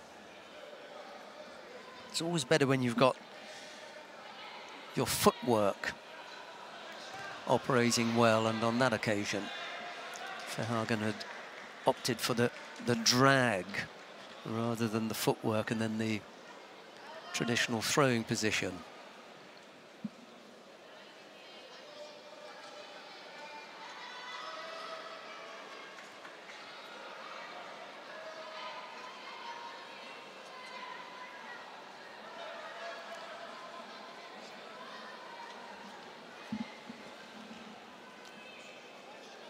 Lazy-looking effort from Ilieva there. That was never going anywhere.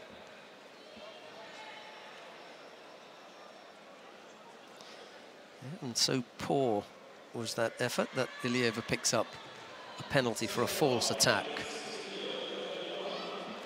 She may have felt under pressure to throw in an attack and avoid picking up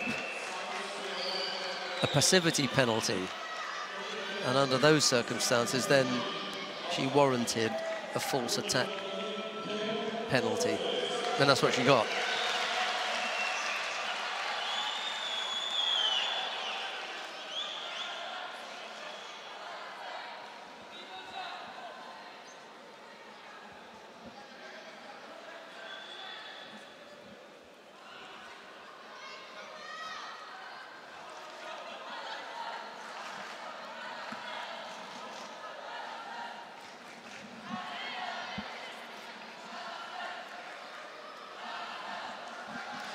Neither fighter able to come up with a telling attack. Verhagen has had a couple of efforts with a shoulder throw, but apart from that, there hasn't really been a great deal to write home about up to this point. And we're just a few seconds away from having to go into golden score. Ilieva has picked up the single Shido, and it's into golden score we go as Verhagen receives some instructions from her coach, Michael Basinski. He's in the chair for Sanna Verhagen, having moved over from coaching the German national team. He's now coaching the Dutch national team.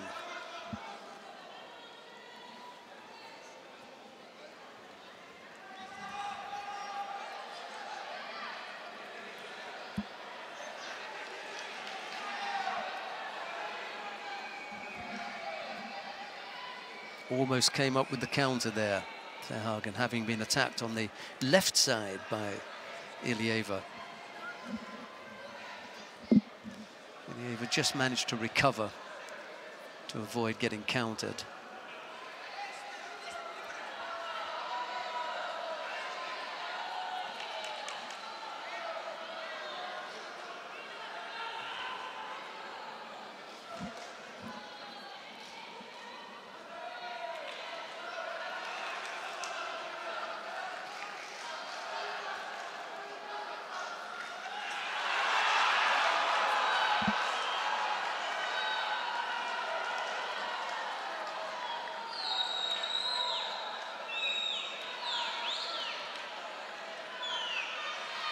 Ilieva's got good throwing skills. She hasn't been able to come up with her favourite lefty Chimata as yet. Hagen got a good defence.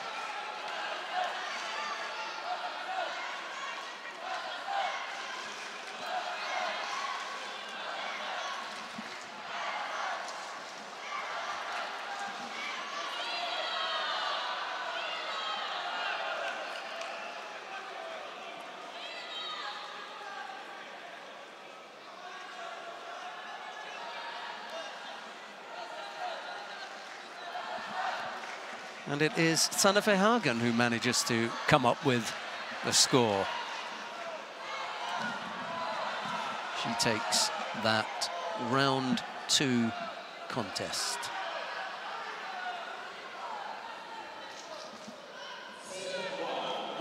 Right, we can go back to mat number 2, if we can. We're going to see the contest between Amber Hershus of the Netherlands. She faces Lia Raghava of Georgia. Hershus in the white judogi, Raghava in blue.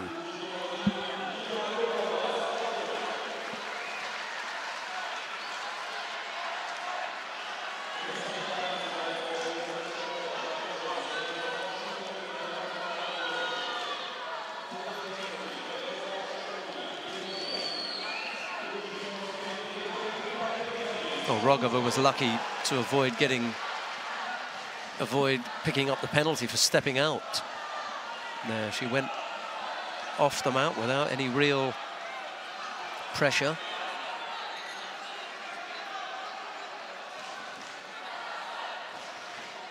Almost caught there with the Ashiwaza.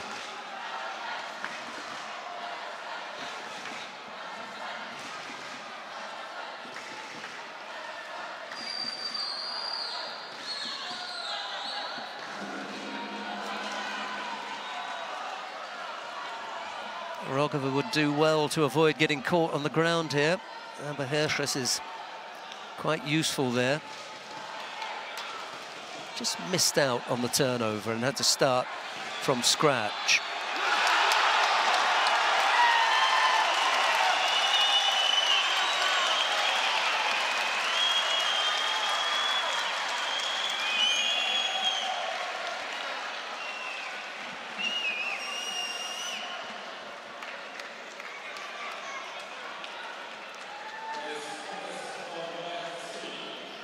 Looks a little bit frantic, does Raghava, and she gets caught there. Not the most attractive of techniques, but it's effective. And there's Uzari on the board for Amber Hershus. 2:20 odd left to go. I think Raghava is one of those development players from the Georgian women's team. She's come up against a tough youngster in Amber Hershus. Well, she's one of the top, well, for one of my top favourites for a medal here in the under 48 kilos.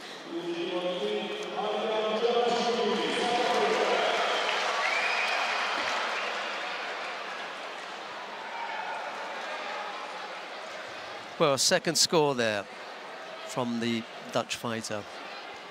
Rosari Awazeti-Ipon. It is Amber Hershus who will go into the quarter-final.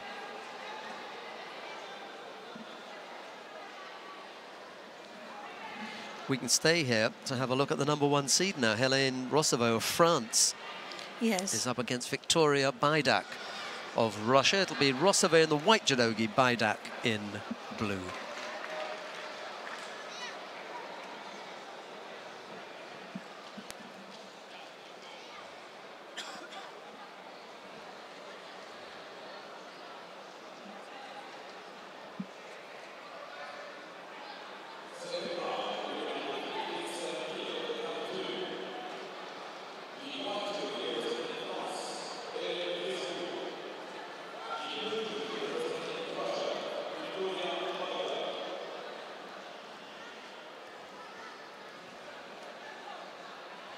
Well, Rossavau starts off very...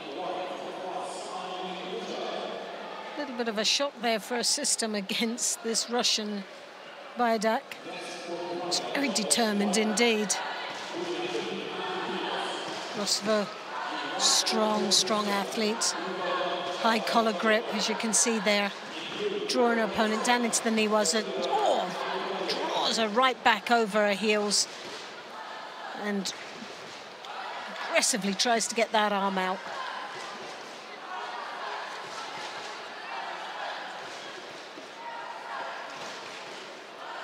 Baidak rotating around her opponent.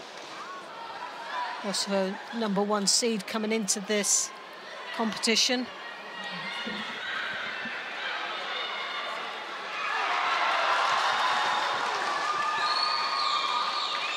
Kochigari attempt there from the French. Rides the Sianagi going down into the Niwaza once more, looking the more aggressive down in the ground.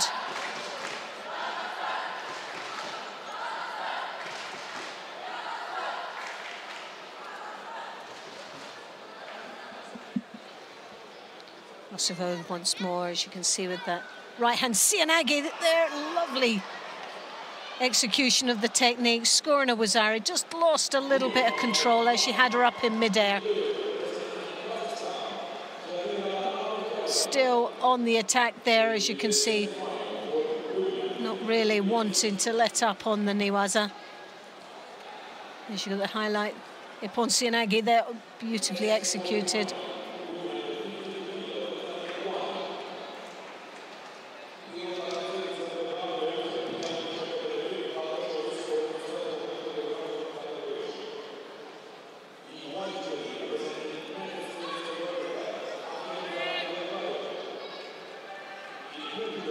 Well, Rossavau leads now with the Wazari. 2.5 minutes remaining in this contest. Dominated right from the beginning of this match.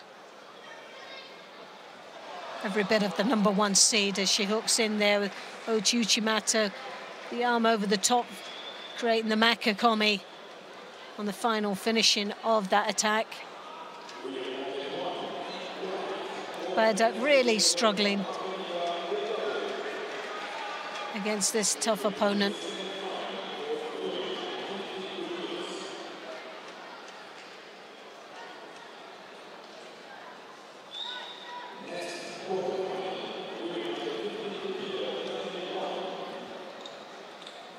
Bayadak attempting forward attack there, really didn't have very much to offer there.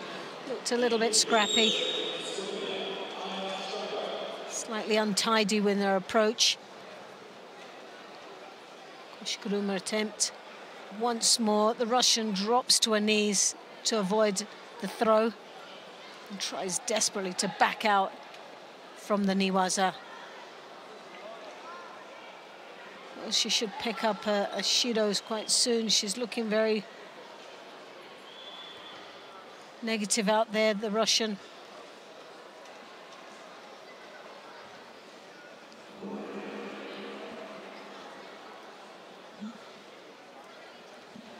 Was her attempt by the Russian as she draws her opponent down, but as we've seen with Rossavau, she was very, very strong in the ground.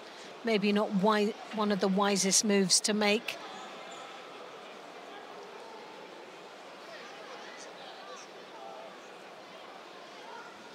Just moved at the right moment, Bayadak there. She was just trying to keep the knee up into the chest of Rossavau, and Rossavau was trying to get past that knee, and right at the moment she turned onto her front. Wouldn't have been one of the things that I would have done, no, considering the threats that she has made in the Niwaza up until now. There's been some real close misses, and that's got away with it though, didn't she? She did get away with it. She did well to get away, but it's not something I would attempt very often.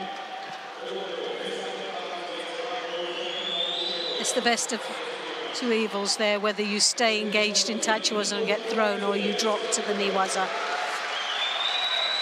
and get picked off. As you can see, a lovely turnover. She's using her feet like another set of hands there.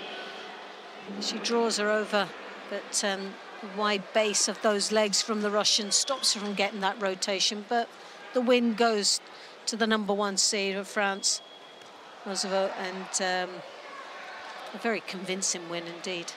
She goes into the quarterfinals, and speaking of quarterfinals, there's one taking place down on mat #1. We're going to go down there to take a look and see what's happening with Evelyn Schopp of Switzerland. She's up against Anja Stanger of Slovenia.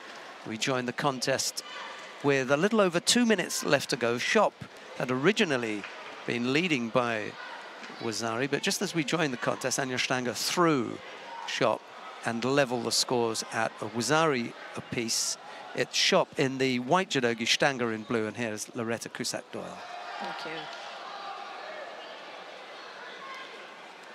Well, a quarterfinal stage, Wazari apiece. coming into the second half of this contest. 13 athletes participated in this weight division, one of the smaller weight categories of the day.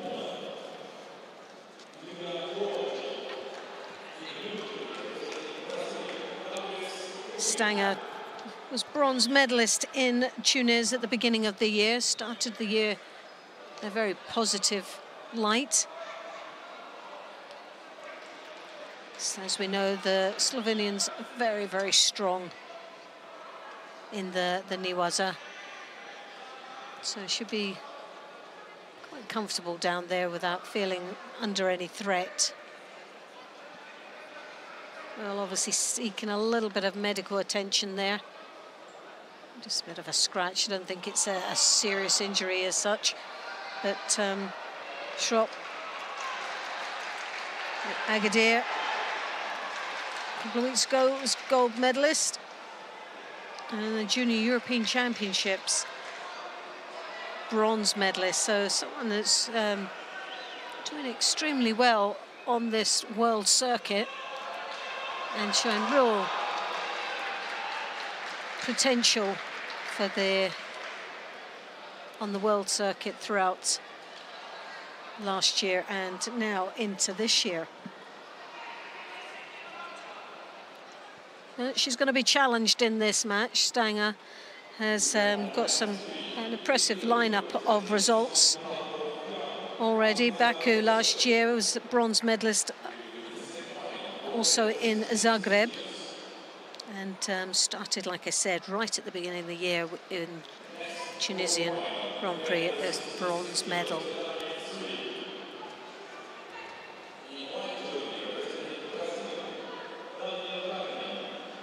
Shop, obviously, the difficulty is to stay focused while her opponent's seeking medical attention, but she's now back with us. It's a Wazaria piece and just a little over a minute remaining. Lovely approach there, Schrop, with the Ouchigari, stumbling her opponent once more down into the Newaza, looking for the wrap here. She takes the arm under the belt level.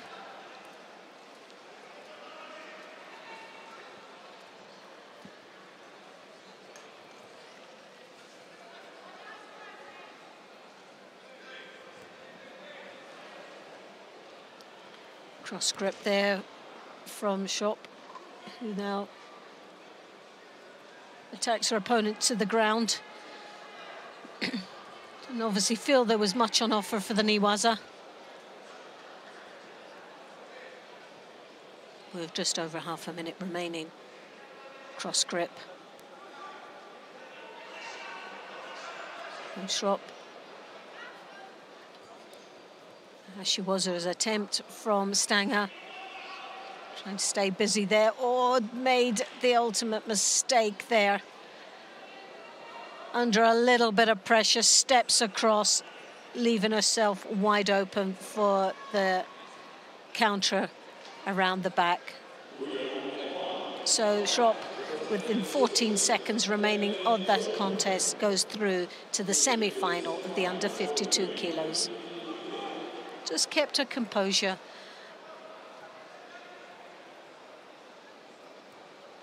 And it was enough to take her into that semi-final.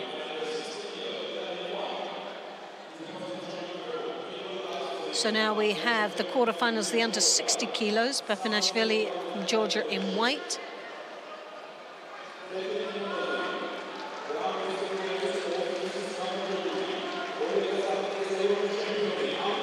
Tchikaidze of the Netherlands in the white, in the blue, I should say.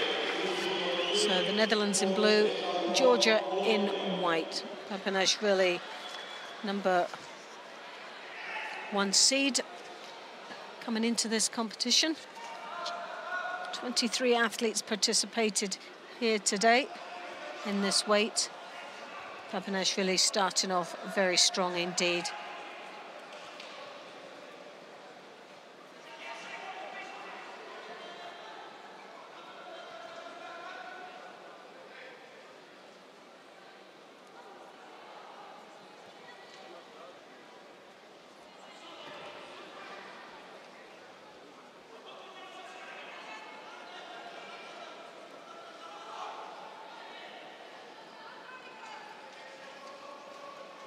Well, the Dutchman, as you can see, trying to tie up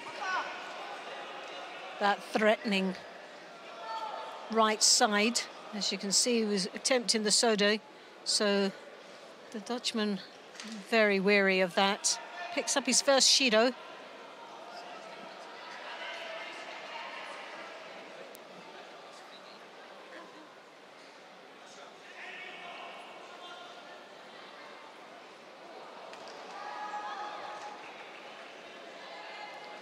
Papanashvili being backed off to the edge of the contest area.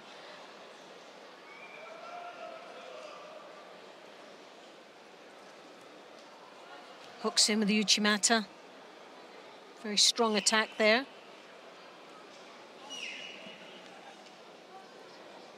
Once more, the Dutchman advances on to Papanashvili.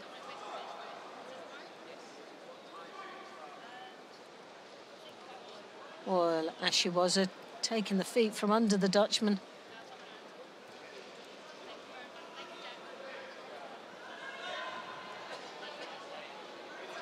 Well, the Georgian looking very much in control of this contest as he steps towards his opponent quite cautiously. He's got the sleeves, and we know from there he has the Sodi that's quite effective, but as you can see, the Dutchman controlling that right sleeve, keeping it down. But he's got to be careful on how negative he looks on there. There's the Sienagi attempt to right underneath. Good aerial awareness, though, from the Dutchman, who spins out to avoid the score. And so far, he's avoiding that second Shido being handed out.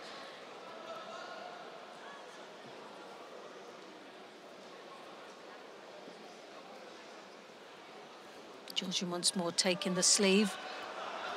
Steps across with the hips.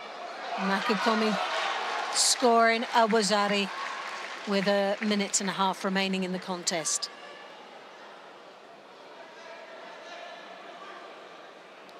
So the Georgian's closer to that place in the semi-final as he came over, very deep grip around the back.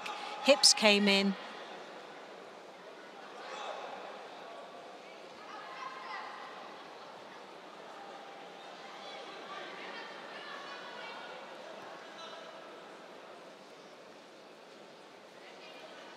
Drops underneath, lovely spin on the head there. Again, the Dutchman does so well to avoid the throw. Just seems to find himself in a real battle here against the Georgian, constantly on the receiving end of some very strong attacks.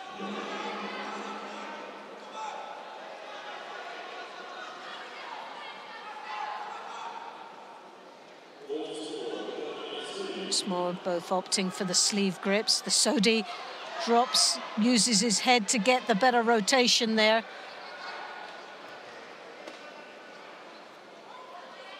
Now follows it into the Niwaza, once more trying to create an opportunity down there. Referee calling mate, didn't obviously see much opportunity there for the Georgian. Shido now been awarded to the Dutchman. That's the second one now. One more would result in the hand Sokimagi. A lovely drop, Sienagi once more. Once again, anticipated very well by the Dutchman.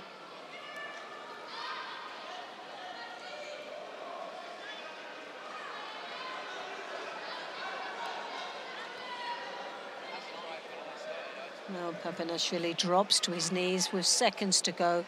Obviously doesn't want to put himself under any pressure or threat in the last seconds of this contest. The reaction is for the Dutchman to really step it up and pile the pressure on. I think he's left it just that little bit too late. Oh, Kosota! Oh, so close. Well, that's always the danger. Last-ditched effort, Kosota. Well, are they going to give that a score? From this angle, it's a bit of a It's a hard one to call. Not sure whether he avoided it well enough. He seemed to land to the tip of the shoulder.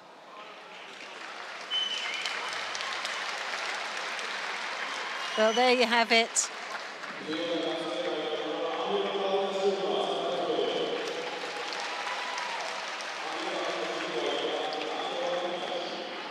Well, the third final Shido and the hand Sokomaki was awarded, but Papanashvili all the way looked the real contender for that place in the semi-final. So he heads across there and he'll be up against the winner of this next match, Mongush of Russia.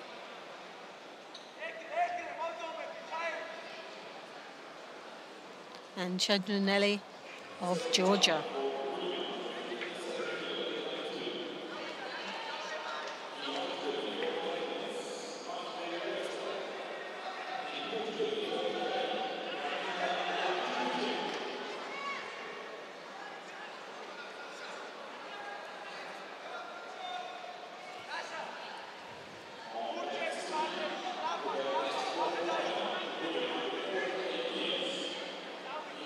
Well, already in a half a minute of the contest, and both athletes picked up a Shido apiece. Not the greatest of starts for both these athletes. Slightly changes the dynamics. Hopefully in a more positive way, both these athletes will react with that first warning. Mongush looking quite strong out there in this contest. Slightly intimidating over his Georgian opponent.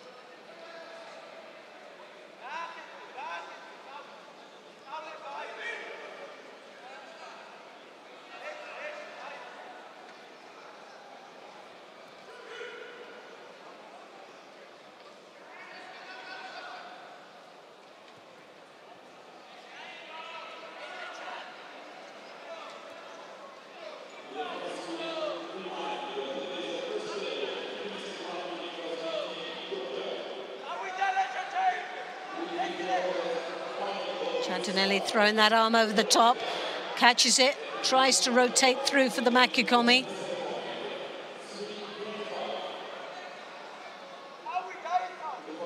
Mongush rotated his opponent over, trying to open up the Georgian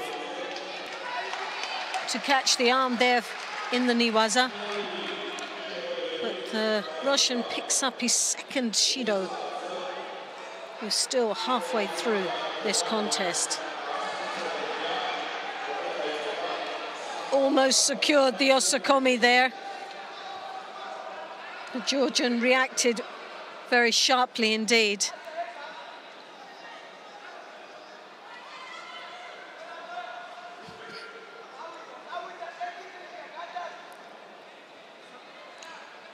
Mongush, very strong lapel grip there as he drives across, stumbling his opponent, following it through down to the ground. Great transition.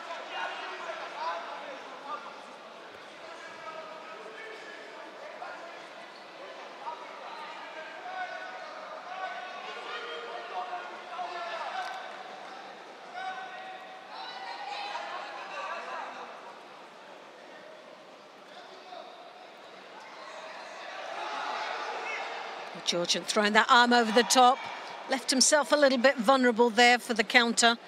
Mongush tried to get that rotation, the lift over Uranagi, but sadly didn't get the speed off the attack. Sianagi attempt there, nicely executed, scoring a Wazari there for the Russian. Siotoshi. And a nice plant.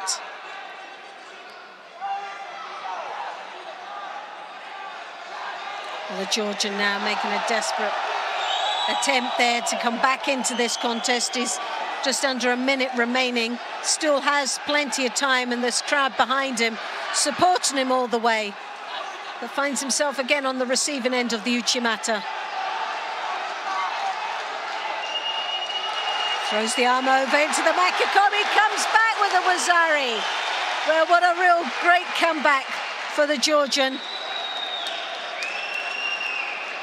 Antonelli forces his opponent over the top. And now back in with a chance of a place in the semi-final for Georgia.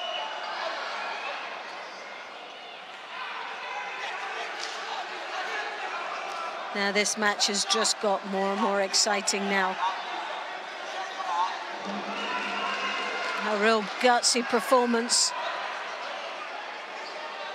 Giardinelli piling on the pressure. An attempt of a Sutemi Waza there.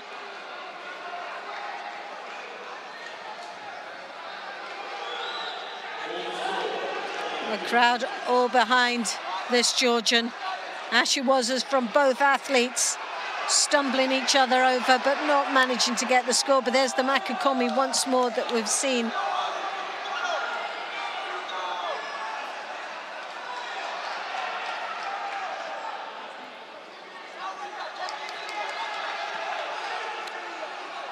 With seconds remaining, 2 Shidos to 1, a Wazari apiece.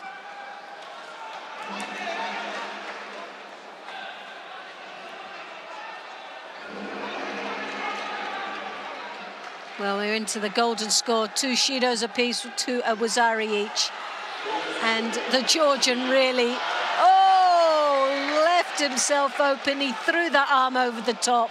He left himself open with the legs, and there it was. Ambushed him, didn't he? Just overpowered him. 4 seconds, no time in the golden score to settle. He was just thinking, right, Yes. This is what I'm going to do. He had his plan. Mongush had another plan. He was just a little bit too keen. He threw that in with very little thought. Yeah, no thought at all. he Left didn't him have time to think. wide open there. Mongush had decided, I'm not waiting around for him to settle. I'm just going to rush him and see what happens. And it worked out on this occasion for the Russian. Now, but Mongush goes through to the semi-final. We'll see Lasher again, but it'll be in the repechage contest. Doesn't matter, the Georgians are happy. They're having a great time, aren't they? The venue isn't they've got even... a strong team in here. It's not even, I wouldn't say it was half full, but the roof's come off on a couple of occasions because they just... The atmosphere here is amazing. It is. They are very knowledgeable spectators. Exactly. Loretta's hit the nail on the head here. What we've got is a half-full stadium of absolutely fanatic judo fans. Yes. You could have a full stadium with people who didn't know what was going on and They it'd would be dead. just sit there and watch. Yeah. These guys, they feel like everybody knows what's going on here. Right, Lukhum. They don't pronounce the I, apparently. Georgie, our stadium announcer, was telling us. Lukhum Chukvimiani of Georgia is on the mat now. He's up against Doniyo Sultanbekova of Uzbekistan. It's Chukvimiani in the white judogi, Sultanbekova in blue. We've got the number 2 seed in the under 60 kilo category. We've already seen Amiram Papenashvili, haven't we? And he's already in now in the semi-final. But Chukvimiani, that's a bit of a mouthful to say, was gold medalist here last year. Papenashvili will be trying to change that. Well, definitely he comes in with a better advantage of being the number 1 seed, but still, it'll be quite interesting if they do get to that head-to-head and meet in the final a little bit later on. But there's a few battles along the way before then.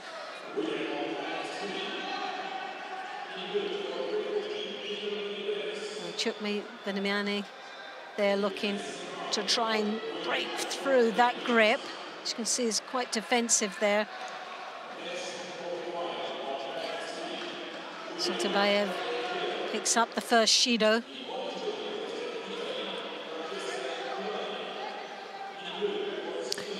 I'm just trying to remember who it was that we're talking about Papinashvili and Chukvimiani. It was Chukvimiani who won last year, and he beat Papinashvili in the final. Yes, that's right, yeah. Silva here. Could be same again, couldn't it? There's the high possibility of that, definitely at the moment, the way we're looking at the way the results along each stage has gone. Well, Papinashvili's the number one. Strong. He's the number one seed. He's into the semi-final. He'll face Albert Mongush in the first of the semi-finals. Chukvimiani has to get past Sultanbekova first to make it into the semi-final, and then he'll face the winner of Oruj Valizada of Azerbaijan and Timur Nozadze of Georgia. So you've got another Georgian down there in the lower half of the draw. So it's a while to go yet. Yes, there's a few more matches.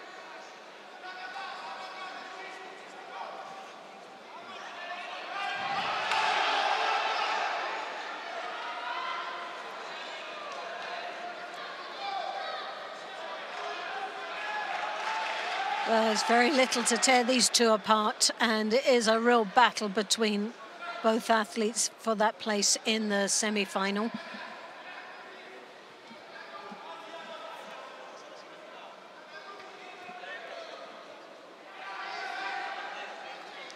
Chukvimiani, gold medalist from last year, will be wanting to retain the title here. In 2018, comes in with a drop Sianagi, stumble his opponent. It was a continuous move.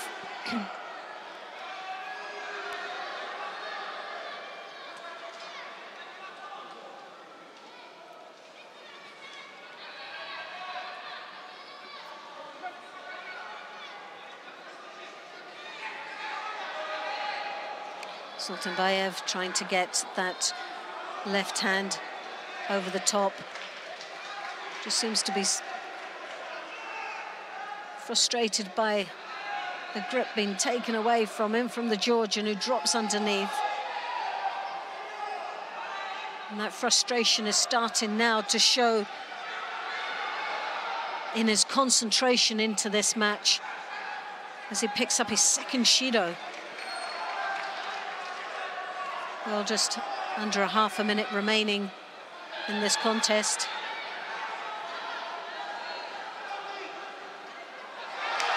Kosota there. Now, whether it was just the positioning, Sultanbekova attacked with the Ashiwaza, and a bit of a stumble there.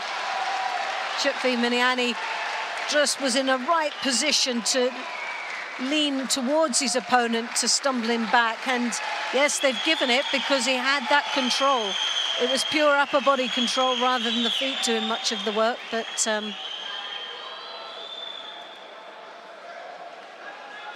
well, to the delight of this home crowd, Chukvimiani goes through to the semi-final.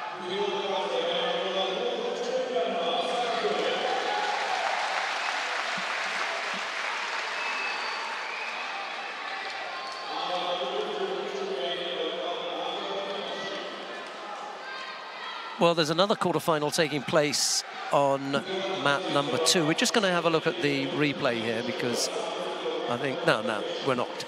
We're going to go to mat number 2 because Vaza Margvelashvili of Georgia faces Yarin Menaged of Israel. It's the quarterfinal in the under 66 kilo category. Margvelashvili in the white judogi, Menaged in blue. We join the contest with 20-odd seconds left to go. There's no score. Both fighters have picked up a penalty apiece.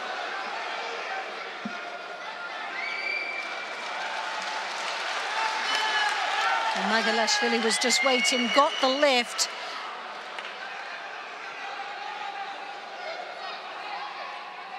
And that counter was there waiting for him. Scores the Wazari with 12 seconds remaining.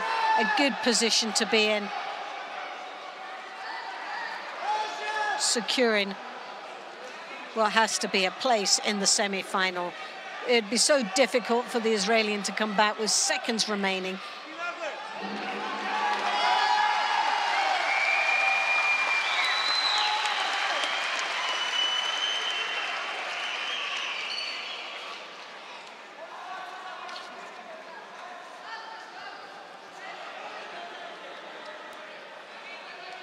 Well, Mukhtarov of Georgia goes through to the next round.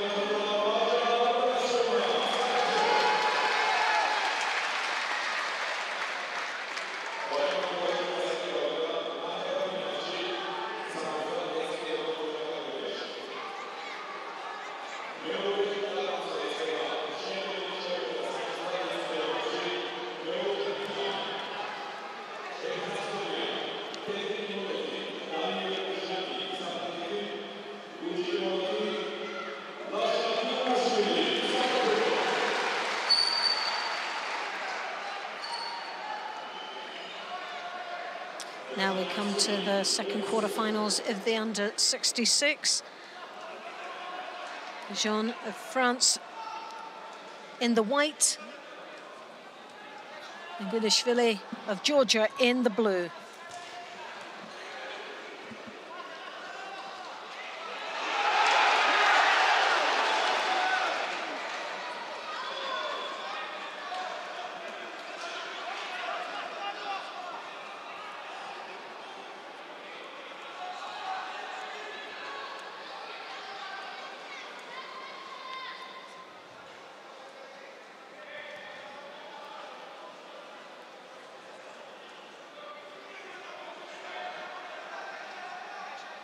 Well, Jean of France has had a great performance, which we anticipated right at the beginning of the day for France. This young athlete seems to ooze with confidence.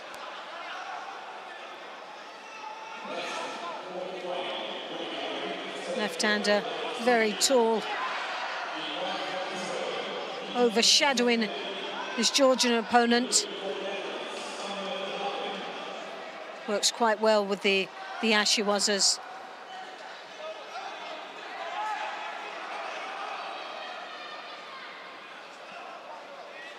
You can see that left hand on the lapel controlling very nicely indeed. The Georgian finds himself under a lot of pressure now with two Shidos. Oh, what a lovely Ashiwaza that was. Swept the feet from under him. Didn't have the upper body control to get the completion right, but definitely a little bit of a surprise there from the Frenchman, who'd looked quite steady on his feet up until there. The Uchimata attempt.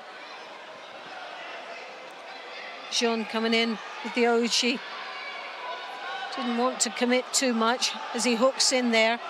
The threat is the right arm round the waist of the Frenchman. As we know, the Georgians are very good with the uranagis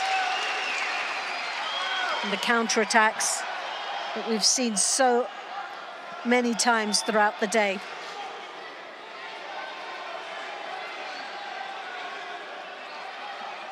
Nice attack there, scoring well.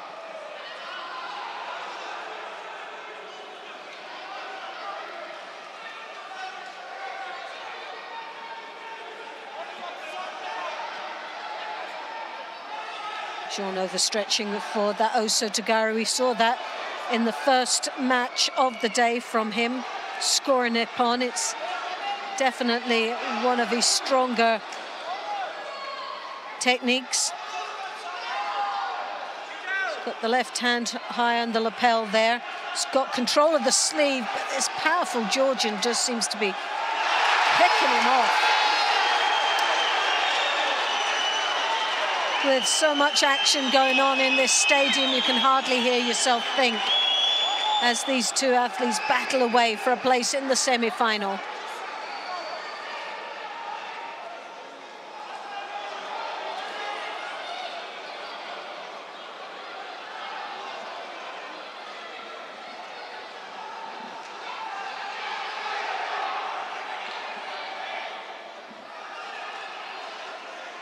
Well, just over half a minute remaining. The Georgian now takes the lead with the Wazari. He's got two Shidos, so he cannot afford to now defend. Oh, again, once more, the counter there. Well, this is where the Frenchman can either throw big, and we know that he's capable of doing that if he stretches across with that Osotagari. But he has to be gutsy as the time is ticking away. The Georgian can't afford to make any mistakes here. It's an all or nothing situation for the Frenchman. He has to really go for it. No, he can either throw or be thrown. But he's got nothing to lose here. Oh, there's Uchimata. Wonderful technique. Just to put the icing on the cake. A lovely finish to what was a really slow start for the Georgian.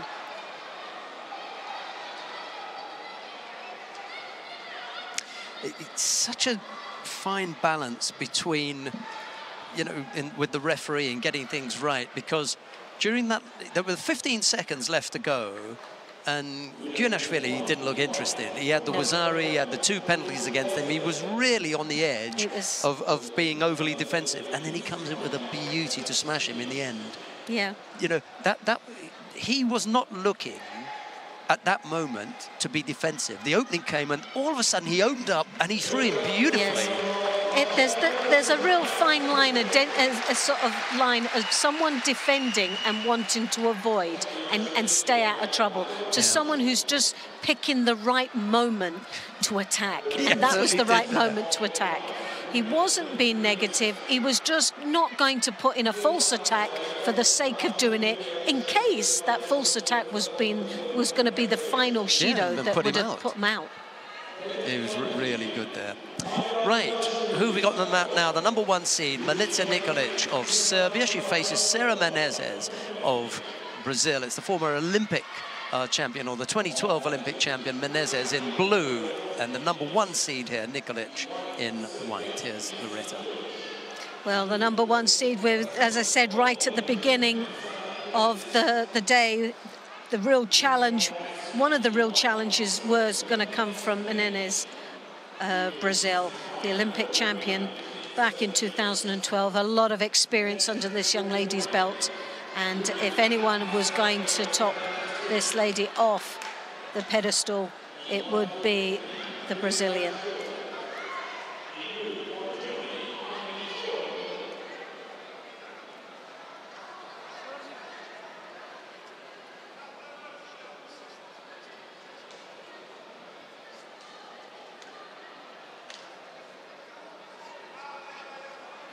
It's sad that two athletes, obviously sisters, draw up in the same half, but well, all my brothers and sisters at one stage did judo at a very, very young age, but I was the only one that was tough enough to stick it out.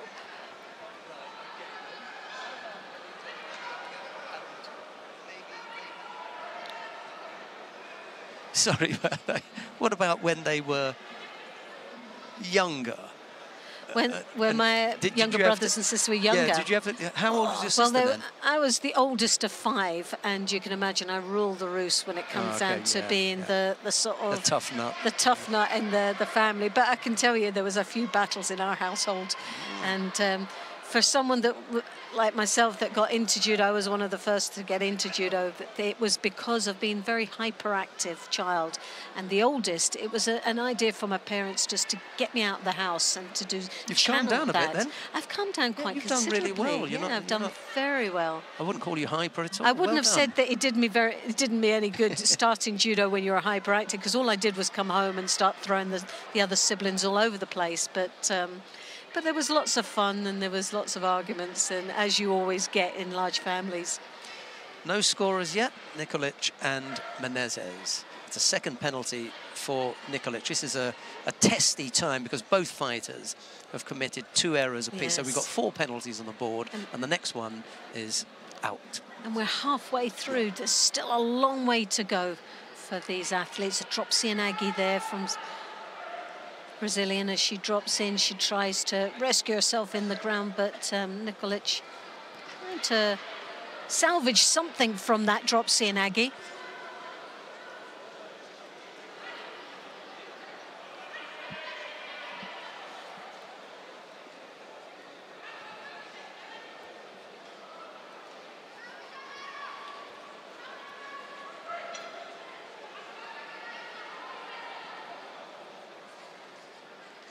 having committed 2 errors, you want to make sure that you put pressure on your opponent to come up with the 3rd.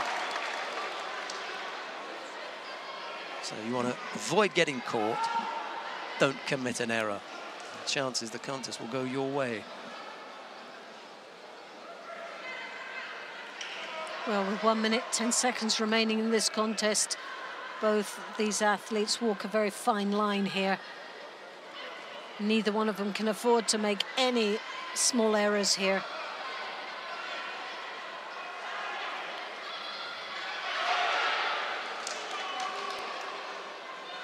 Menezes there, as you can see, controlling quite nicely with the arms. She's overstretched her opponent's right arm across her chest, the head down, putting more leverage onto her opponent, trying just to settle her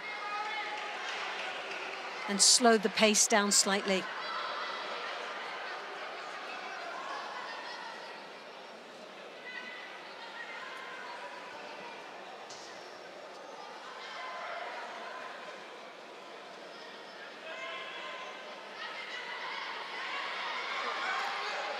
Sarah throwing that arm over once more, controlling that shoulder, takes the sleeve, draws it across the chest, but she walks on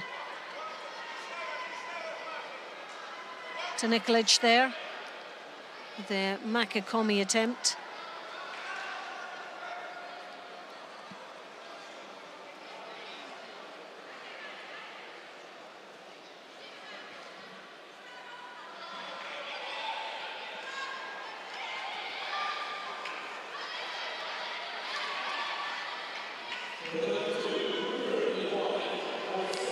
Well, there you have the 3rd and final Shido. What was she unhappy with? Was it a 3rd Shido? Or was it for the arm? The arm, it looked like it was the arm. Yeah, Wakigatami maybe. Yeah. Are we able to have another look at that end of that contest? The Wakigatami. No, that's a different one. I think not. Right, we got another quarter-final coming up now. Noah Minska faces Amber Gershas. That's a look at the Dutch fighter in the blue judo gi, and there's Noah Minska in white.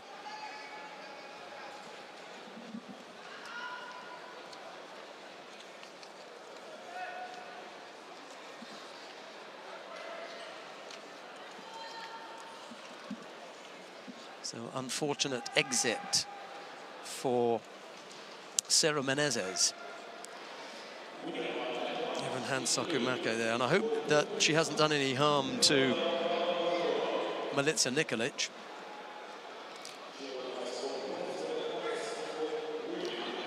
Well, Noah Minska here starts off very strong indeed.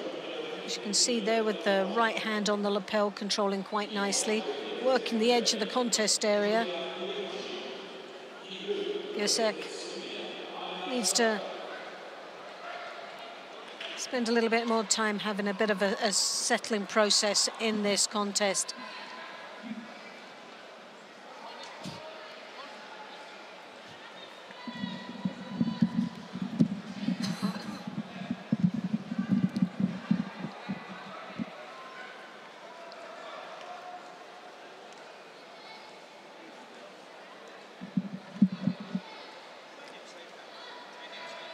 Looking the Ashiwazas, Kosotas, as you can see, the feet hovering around there, looking to pick off her Dutch opponent.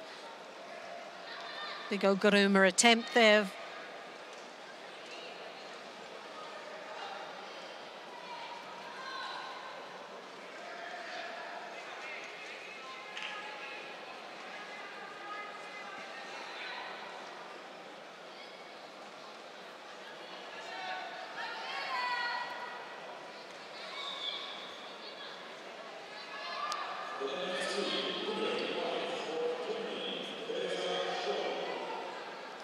Well, Minska, a little powerhouse, this young lady, slightly smaller than her opponent, but comes in for the drop Sianagi, and once again, no sooner her opponent's back up on her feet, she's in again with the Sianagi. Double attempt at it.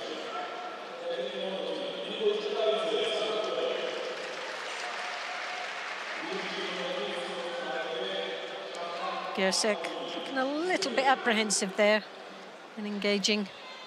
Noah drops under. Very strong attack.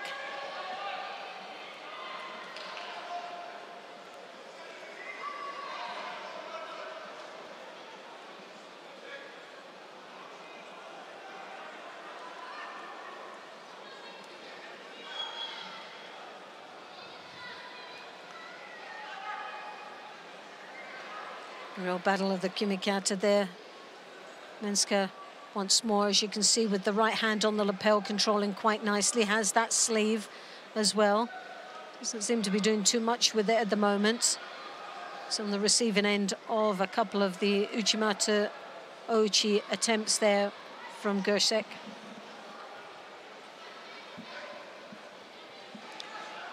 Gersek drops under. Minska ready, waiting for her, turns her over, lost opportunity there.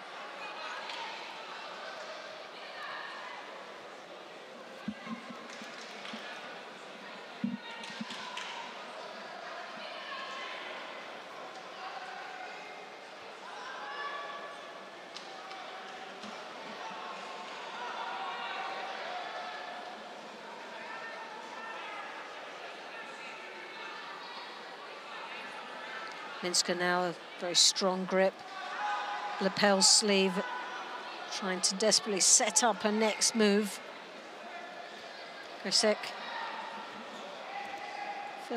looking a little bit threatened out there.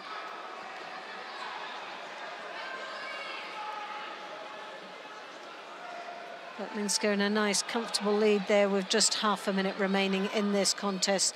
Piles more pressure on her opponent down there in the Niwaza.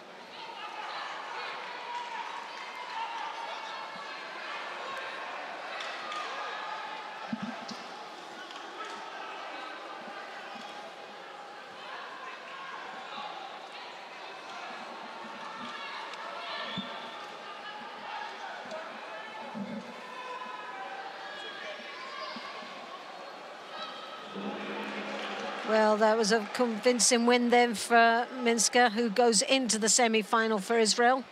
Dominated it right from the beginning. Gersek really just struggled to perform in that match. The maturity of the Israeli was just a little bit too much for the Dutch girl.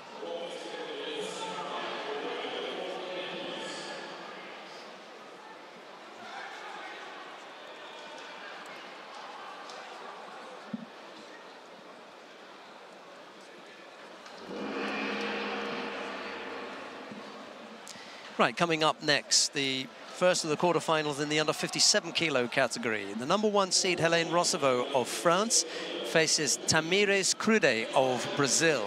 It's Rossavau in the white judogi, Crude in blue.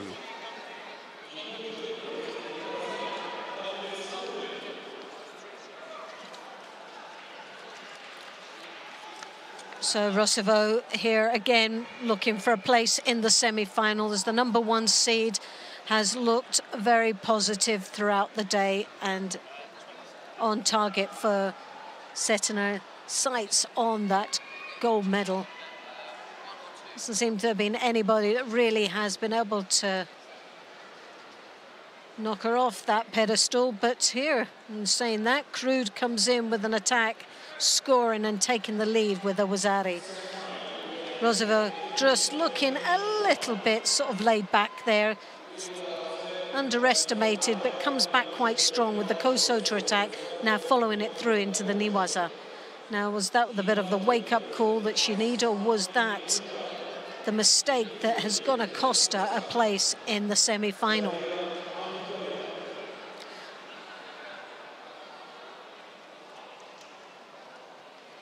Crude controls with that right hand on the lapel.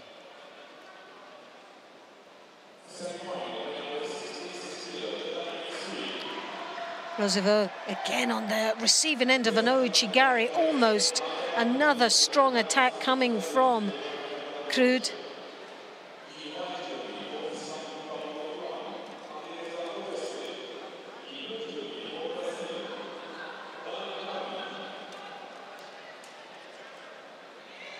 Kosota attempt there, scoring a Wazari, so that brings it back into line. Rossavau now back on track.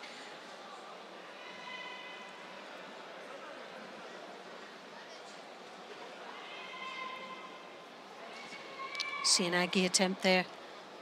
So now the battle really, well, they've taken the Wazari off, so 2.5 minutes remaining in this contest, and Rossavau just still trails with the Wazari to Crude, who just steadily is performing here in this contest. Uchimata, strong attacks, a little bit loose in the upper body control. Oh, and the Kosota, but manages to spin out of that. Who'd already won Shiro on the board, will pick up a second one.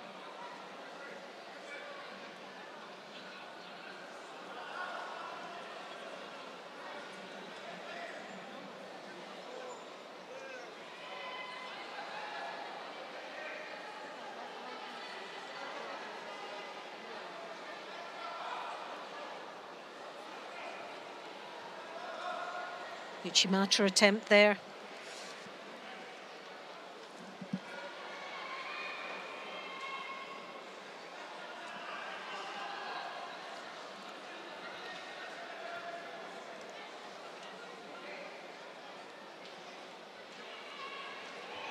Oh, what a finish there.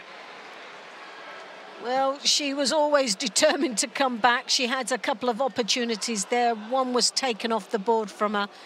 Slightly a bit of pressure there for her, but the #1 seed was able to compose herself and finish it off with style. So now we know what now we know how Helene Rossavau responds to pressure. Very well indeed. What a thumping that was. Goodness me. We're going to get another look at it. She throws that arm under instead of over, and the anticipation there was to try and block the arm coming over. Forgot about the leg just coming straight across. Nicely done. Right, we've got another quarter-final in the under 57 kilo category coming up now. Anna Borowska of Poland faces Martina Logidice of Italy. It's Borowska in the white judogi, Logidice in blue.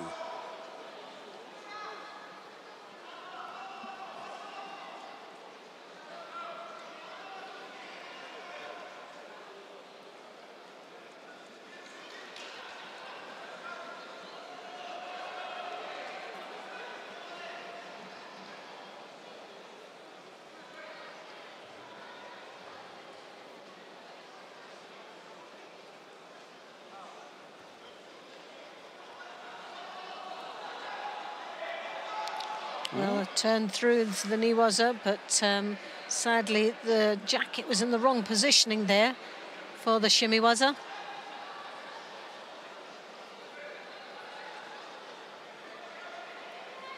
Look at Iche, as you can see, taking her own lapel then to block. Now she will... Borowska, sorry.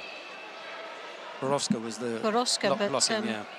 So was the Italian as well. Both of them were doing exactly the same. And they just called the Polish. Just caught the Polish contender doing it.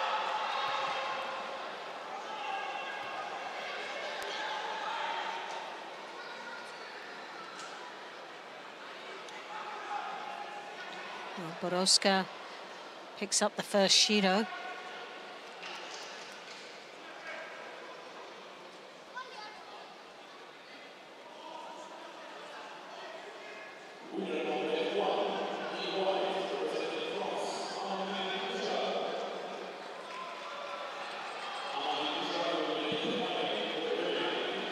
Well, 2 minutes and 20 seconds remaining in this contest. It's been a little bit of a battle here.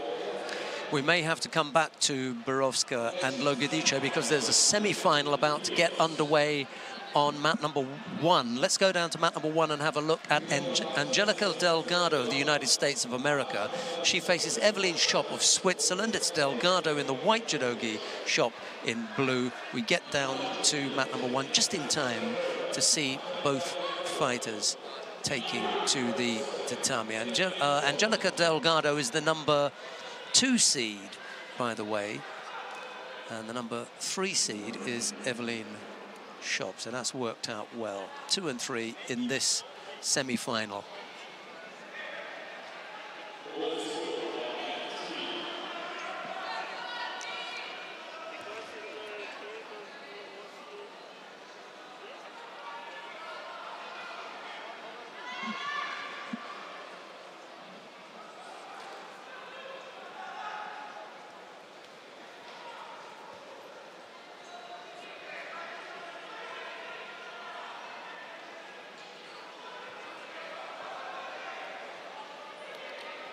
Delgado there, as you can see, trying to work with that Makikomi, hooking in, using the leg as well just to break the balance.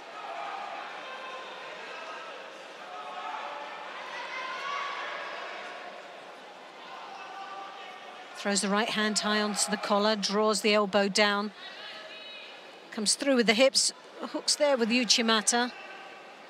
A little bit more twist on that hip to just get the leverage over.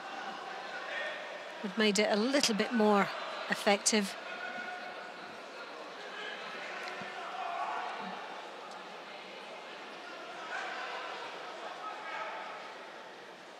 Again, very strong right high collar grip there from the American.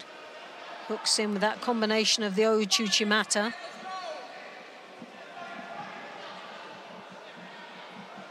Obviously unaware of the mat area, picks up an unnecessary Shido. There she was there, lovely combination of techniques flowing together. Looks very comfortable out there. Moves nicely, the American, around the mat.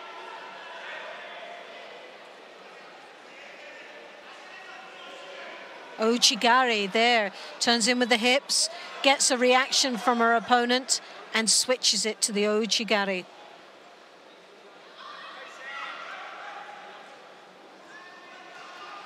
Now it was a very strong attack, but sadly wasn't given a score.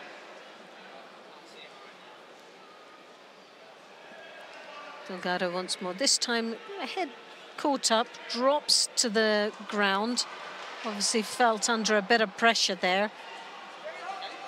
It was a little bit of an obvious drop, and yeah, you can see it. She picks up for that effort another Shido. So halfway through the contest, Kosota from Schropp.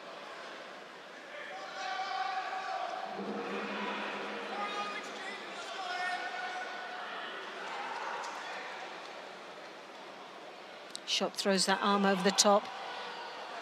Good core strength as she avoids the first attack, spins through, and now the Osakomi.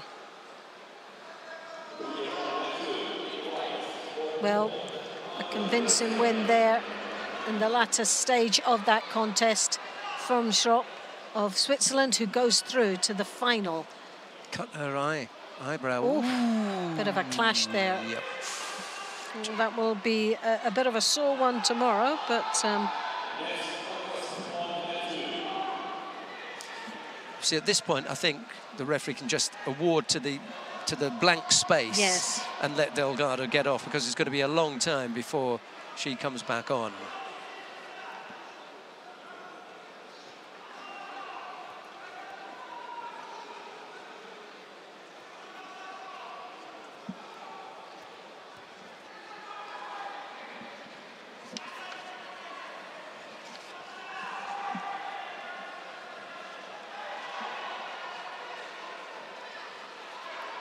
Well, they've managed to stop the bleeding very quickly. I don't know whether they've put some kind of coagulant on there or whatever, but they just put some kind of cream on and it was gone. You know, but it was a nasty one. Oh, it did look a very heavy bang there. And now they'll just take the head up. She'll come back on, and they can sort it out after she's bowed off. Well, Loretta mentioned Evelyne Schopp this morning as one of her picks, and here she is now in the final. She will face Amandine Bouchard of France in that final.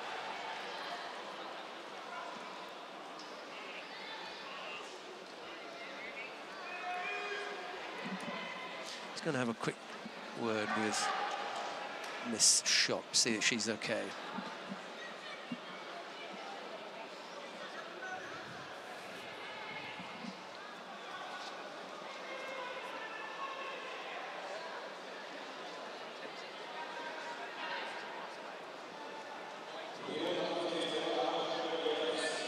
Tchikaidze, the Netherlands in the white. Chardonnelli of Georgia in the blue. This is the repechage of the under 60 kilos.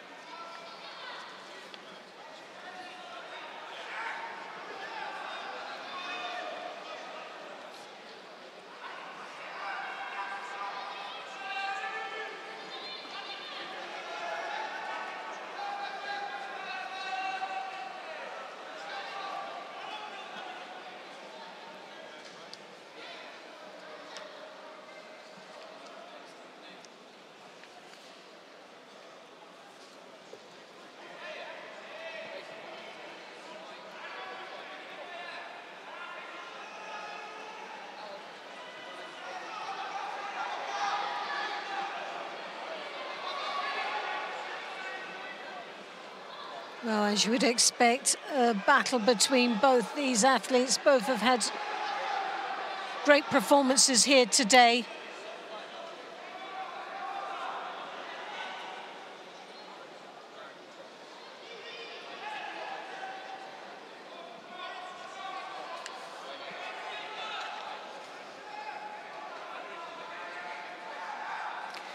Chardonnelli was defeated by Mongush in the quarter-final stage of this competition.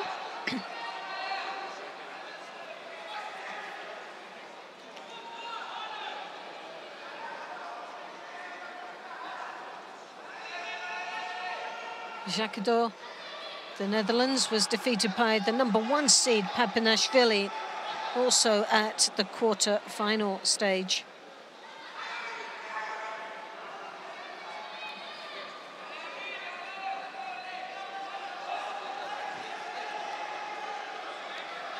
Chardonnelli got the left hand on the lapel, trying desperately to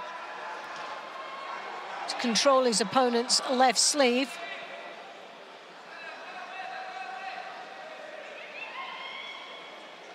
The Dutchman trying to turn his opponent over, but as you can see, the Georgian very strong in the defensive position down in the Niwaza.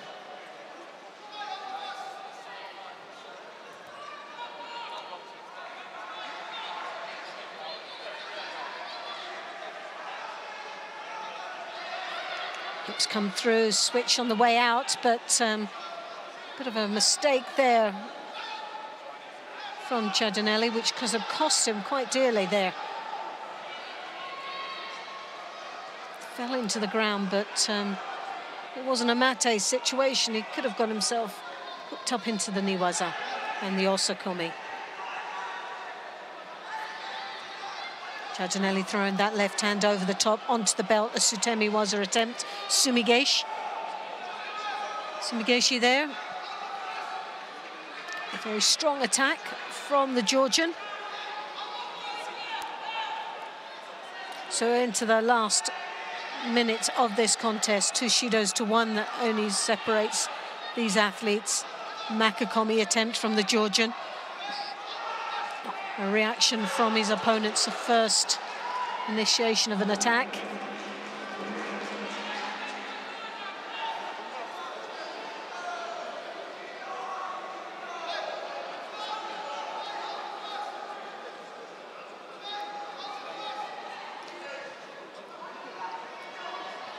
Well, the Dutchman chasing now the Georgian, who seems to have not wanted to play game here, and then picks up his second shido. Very foolish mistake to be making at such later stage of the contest. Tactically wouldn't have been the wisest way forward, but 23 seconds remaining. Ciandanelli throws the arm over the top once more. Kouchigari stumbles his opponent. Well, does he get the score? A Wazari he does.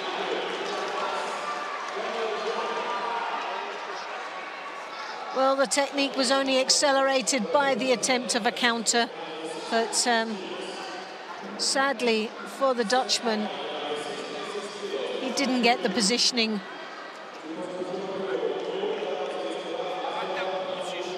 right enough just to get the counter.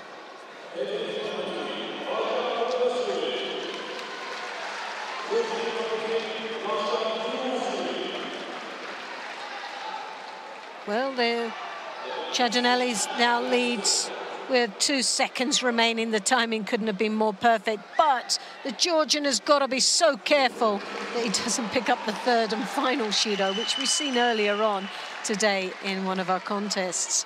So Ciandanelli of Georgia goes through to the next round of the repechage, the bronze medal match.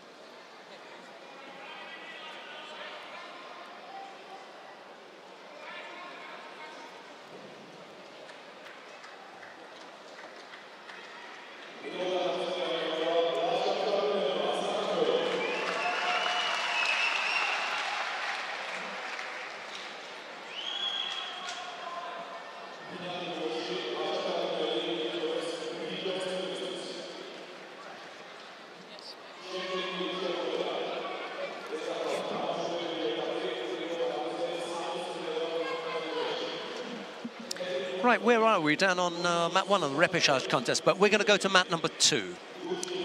Mario Kavavats is going to move us up to mat number 2 because we've got Vaza Margvelashvili of Georgia. He's up against his teammate Lasha Guyanashvili. The 2 Georgians going head-to-head here. Margvelashvili in the white judogi, Guyanashvili in blue. It's a semi-final in the under 66 kilo category. My money's on the Georgian. Definitely, I think you've got a wise bet there. Because you just never know what's going to happen between these Georgians. They're so strong and they're quite exciting fighters to watch. Just talking to one of my colleagues about the number of Georgians who are representing other countries. I'm not sure about the background or how long he's been in Russia. It could be that he was born in Russia. Robert Shvidabadze for Russia. Yes. So you've got a Georgian name there, although he could very well have been born in Russia and grew up and done all his judo. Yes. But Shvidabadze, Sherazadashvili for Spain, Egutidze for Portugal, and now Lekishvili for Great Britain. I know. Oh, onto his front, so no score. I'm sure there are a few others as well, but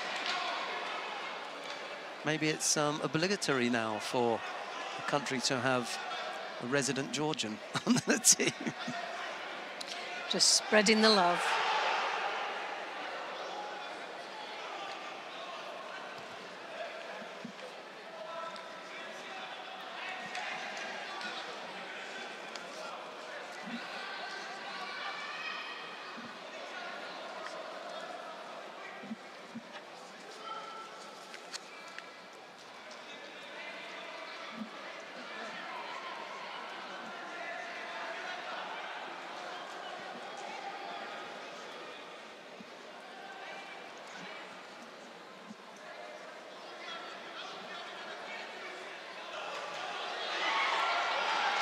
Yes, down onto the side.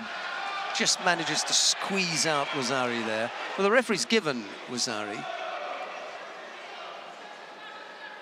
His arm went out there, and now it's gone on the board.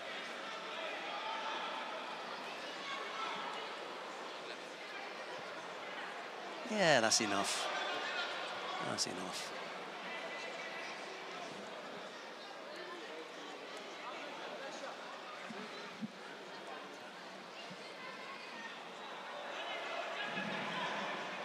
Half a minute, or just over, left to go. Margvelashvili leading here. Yeah, and now the #1 seed finishes it off. He seems to be absolutely delighted with the fact that he's made it into the final. Well, he's guaranteed a medal, so I suppose, you know, that's the good part. Gorjanacz still has to battle away for his medal. He's going to go down into the bronze medal contest. Yes. And it could very well be that they'll be standing, you know, side by side, Margvelashvili and Gorjanacz on the podium. But Margvelashvili is guaranteed a podium finish, whereas Gorjanacz still got a bit of work to do.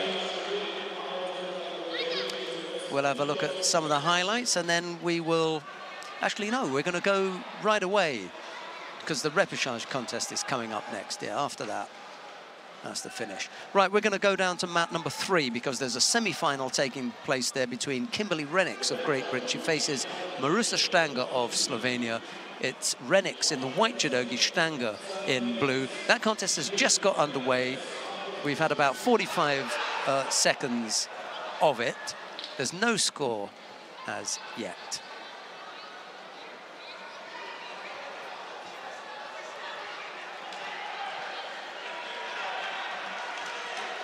And having said that there was no score, Marusa Stanger is on the board now, with Wazari having just caught Kimberly Rennicks.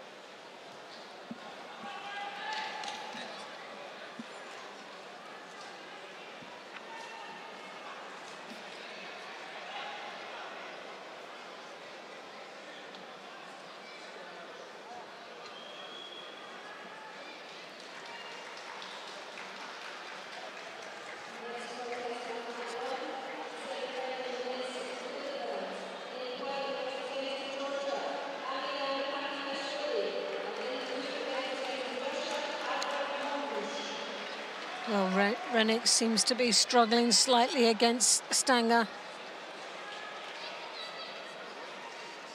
The problem is that right hand that's caught her up on the high collar, drawing her head down. She's also got that arm wrapped up there quite nicely. A very strong grip from the Slovenian, who's now working with the Ashiwazas, stumbling her opponent. Now Rennicks will pick up a Shido. So that will be one apiece. Stanger leading with a Wazari, and a minute and a half remaining in this contest.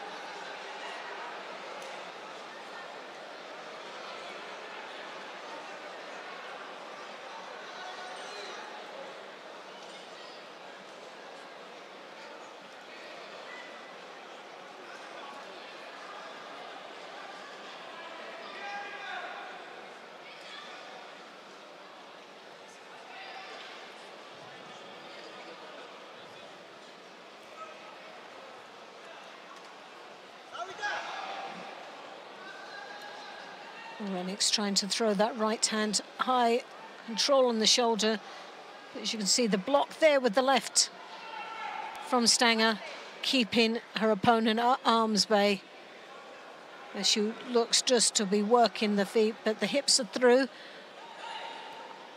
Managed to get past that defense. But Stanger will pick up a Shido, I think, if she continues to block like that, because it's looking very negative out there. And we're just into that final minute. Stanger trying to use the feet. Renix throwing the right hand round the back, trying to control her opponent, draw an opponent onto the hips. No, she's got a great Uchimata from that position. But the defense from Stanger, now she picks up the second Shido. Renix once more throws over to the belt, hooks in for the Ouchigari. We have the combination, the Uchimata. As she braces on her partner at the edge of the contest area.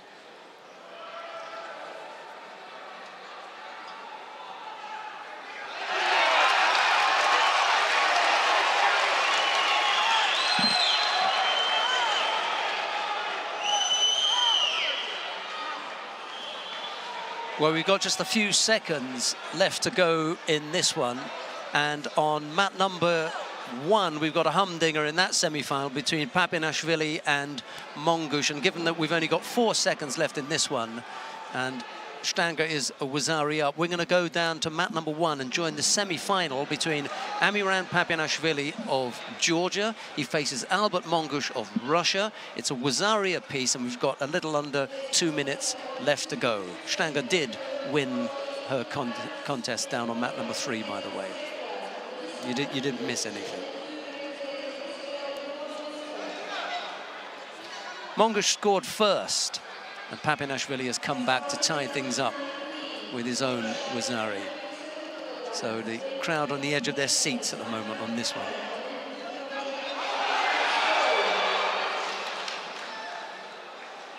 He's quite a handful, isn't he, Albert Mongush?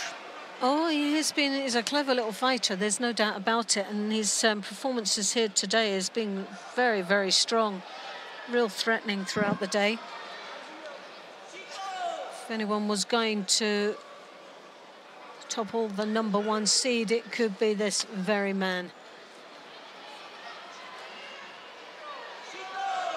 He defeated in the quarterfinals Chadinelli of Georgia. But now you find there's a Shido apiece, and a Wazari apiece, with 1 Shido now going to Mongush.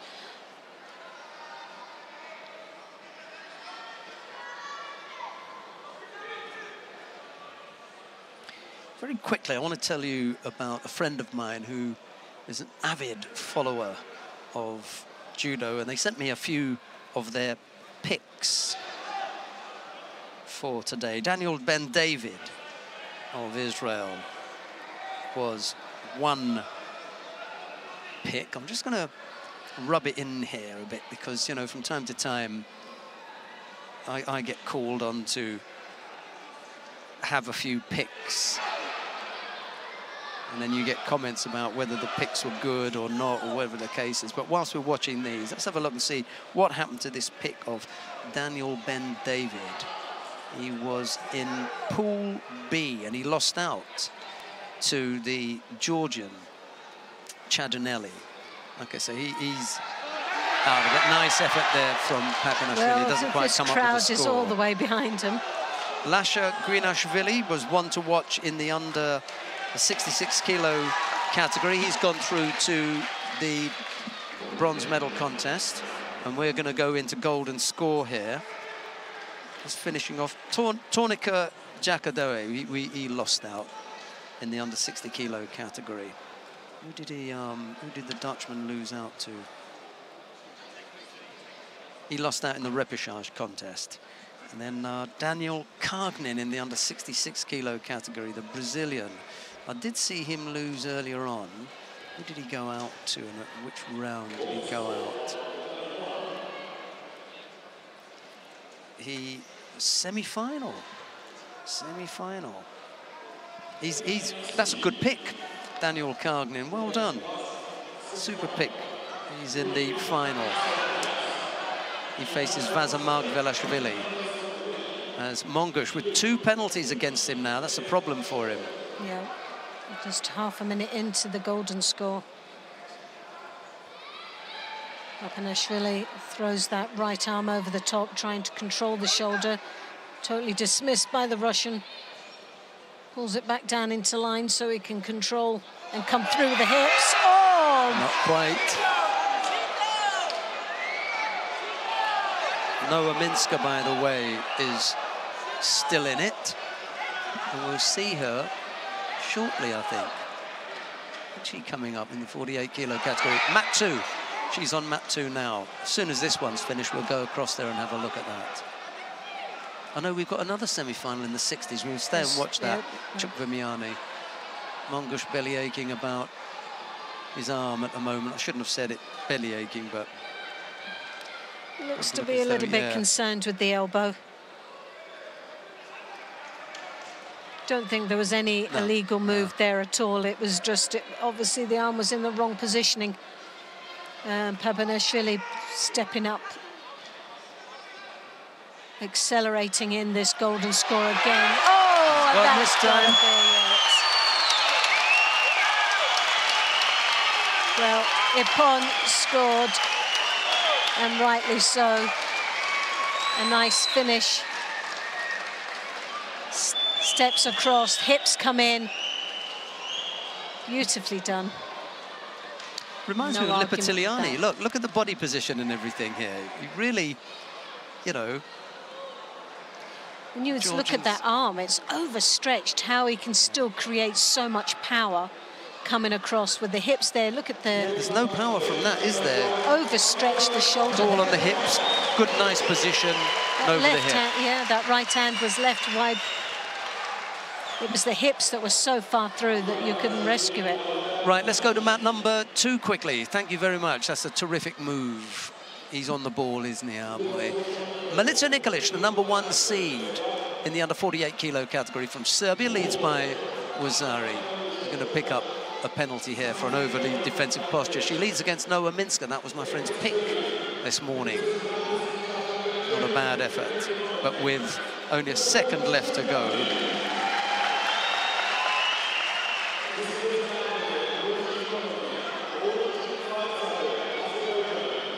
That's another good pick.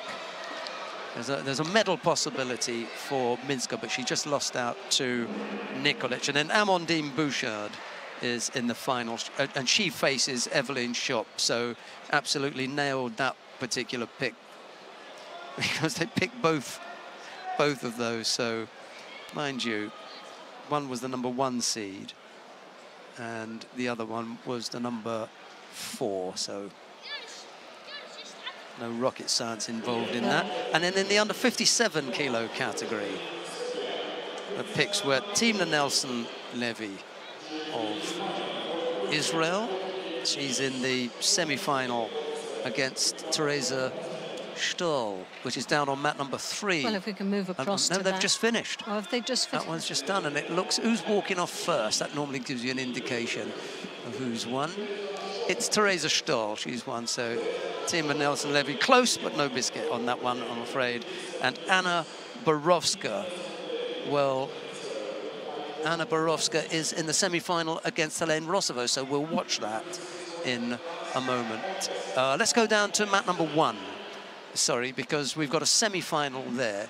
Lukhum Chukvimiani of Georgia faces Oruj Valizada of Azerbaijan. It's Chukvimiani in the white judogi, Valizada in blue. And I learnt last night from our stadium announcer, Georgie, who happens to be Georgian, yes, that you don't pronounce the I in Lukhumi.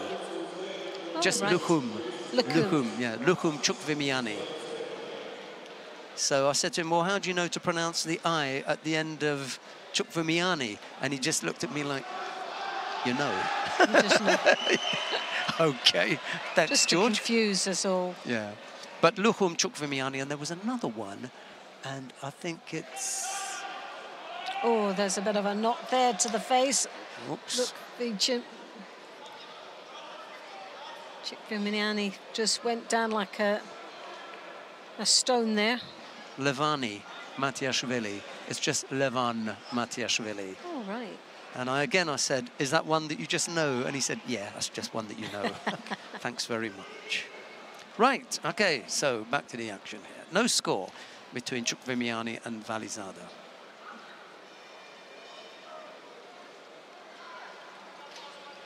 Oh, there was a nice little move there. It's a little feint. Yeah? Real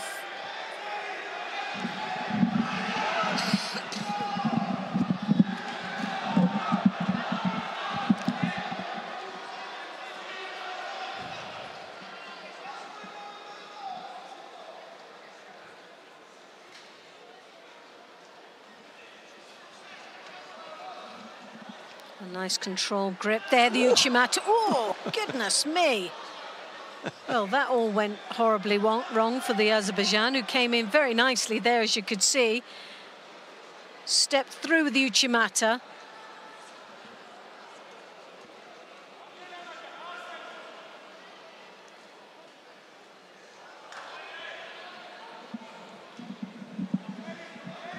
Georgian desperately trying to get under there with the drop. Sianagi was already on his knees.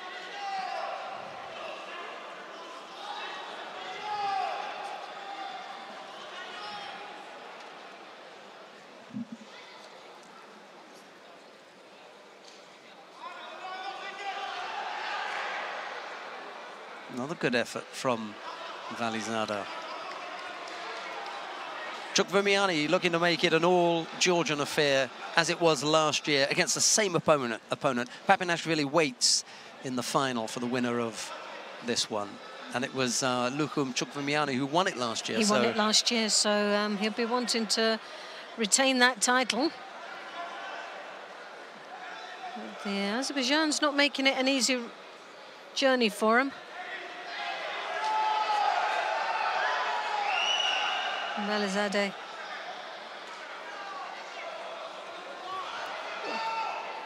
Looking a little bit untidy there on a few of those attacks. Really need to have a little bit more time to compose themselves and set up the technique a little bit better.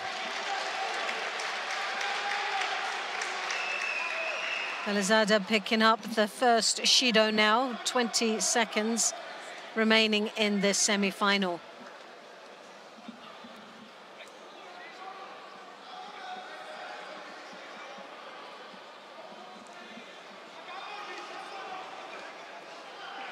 Uchimata, oh, so close from the Azerbaijan. The drop from the Georgian came back up on his feet, and the Uchimata was there for the Azerbaijan. Just was a little bit untidy with the upper body control, and now we're into the golden score. So only one Shido divides these athletes. And that was given to the Azerbaijan 19 seconds into the final stages of the contest.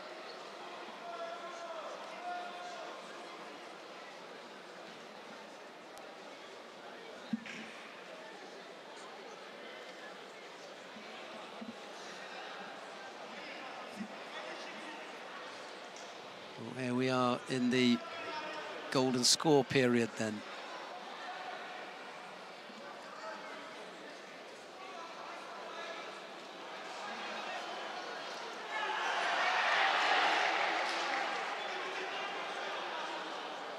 Well, as you can see, the coach desperately trying to be the referee as well. I'll give him a little bit of a hint of what he thought about that.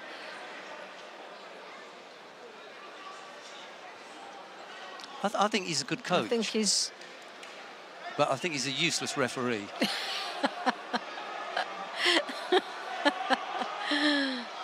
It's a good thing he's a friend of mine anyway, yes, so I can say that, but that's poor judgment. Really, I mean. Passivity maybe on the part of Chukvimiani. Yes. You know, he's just, because Valizada's just putting in so much effort here, so it's possible that he may be, you know, passive. But the Azerbaijan is looking a little bit tired now. He's put so much effort in. He's starting to look very tired in his approach, and some of these techniques are starting to look poor. He's come the closest to scoring, Valizada. It was a long way off, wasn't it?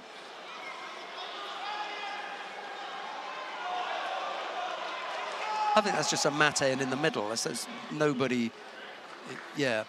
And that false attack for Chukvimiani, it was just a long way off.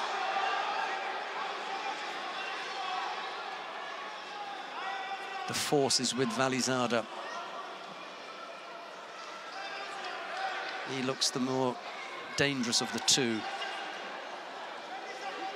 Again, that little bit too far away. Oh, yeah, he's countered him. He's countered him. Yes, yeah. There was the counter there. And the crowd know it as well. Yeah, for me, I don't think that there is a break here. No, I don't think you can dispute that. I don't think there's a break. I think that's a clean counter from Chukvimiani. Valizada doesn't like it, nor does the Azeri coach, but we know what his refereeing skills are like anyway. So I just don't see a break in the action there. That was a good clean win there.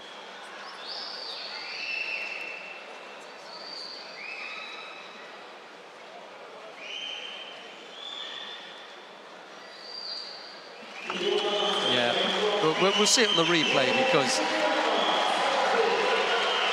he drags him onto his side, and that's enough for the score. Yeah. Chukvimiani has a chance to repeat as he makes his way into. And that will be an interesting match, because I think these two, we sometimes were a little bit apprehensive about two athletes from the same country competing against each other because they know each other so well. But I think with the Georgians, they really do know how to put they're going to go for a battle. They're going to go for it. There's pride in this, and both want that gold medal. That was a little Diashibare from Logodice as she brought down Crudes in their repechage contest. We've got the last of the semi-finals now, the second semi-final in the under 57 kilo category. Helene Rossavau, the #1 seed of France, faces Anna Borowska of Poland. It's Rossavau in the white judogi, Borowska in blue. And Borowska came in here as the #4 seed. So again, the seeding working out here. Waiting in the final for the winner of this one is Theresa Stoll of Germany. The winner to face Stoll. Let's sit back and have a look at this one. Well, that's a strong start for the #1 seed, Rossavau.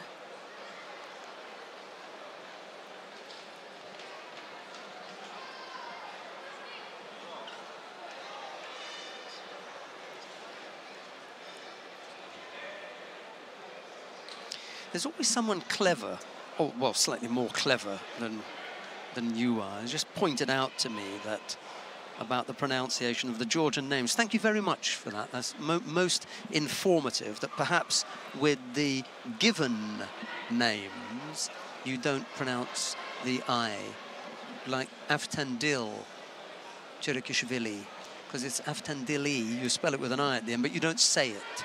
So I think that they're probably right, that with the given names, you don't say the I at the end, but with the family names, you do. So thank you very much for that. That's most helpful. I like it when I'm embarrassed publicly.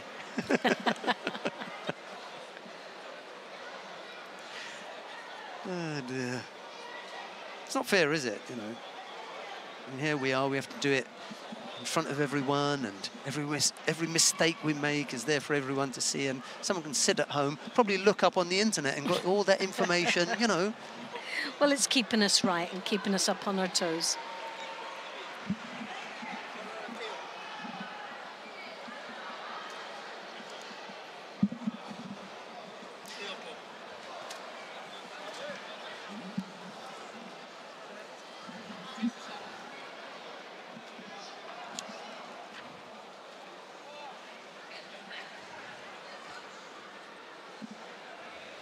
Helene Rossavau then found her way through to the final. No surprises there, I don't think. The way she's performed, it's been a steady performance for this young lady, and definitely on track for gold here today.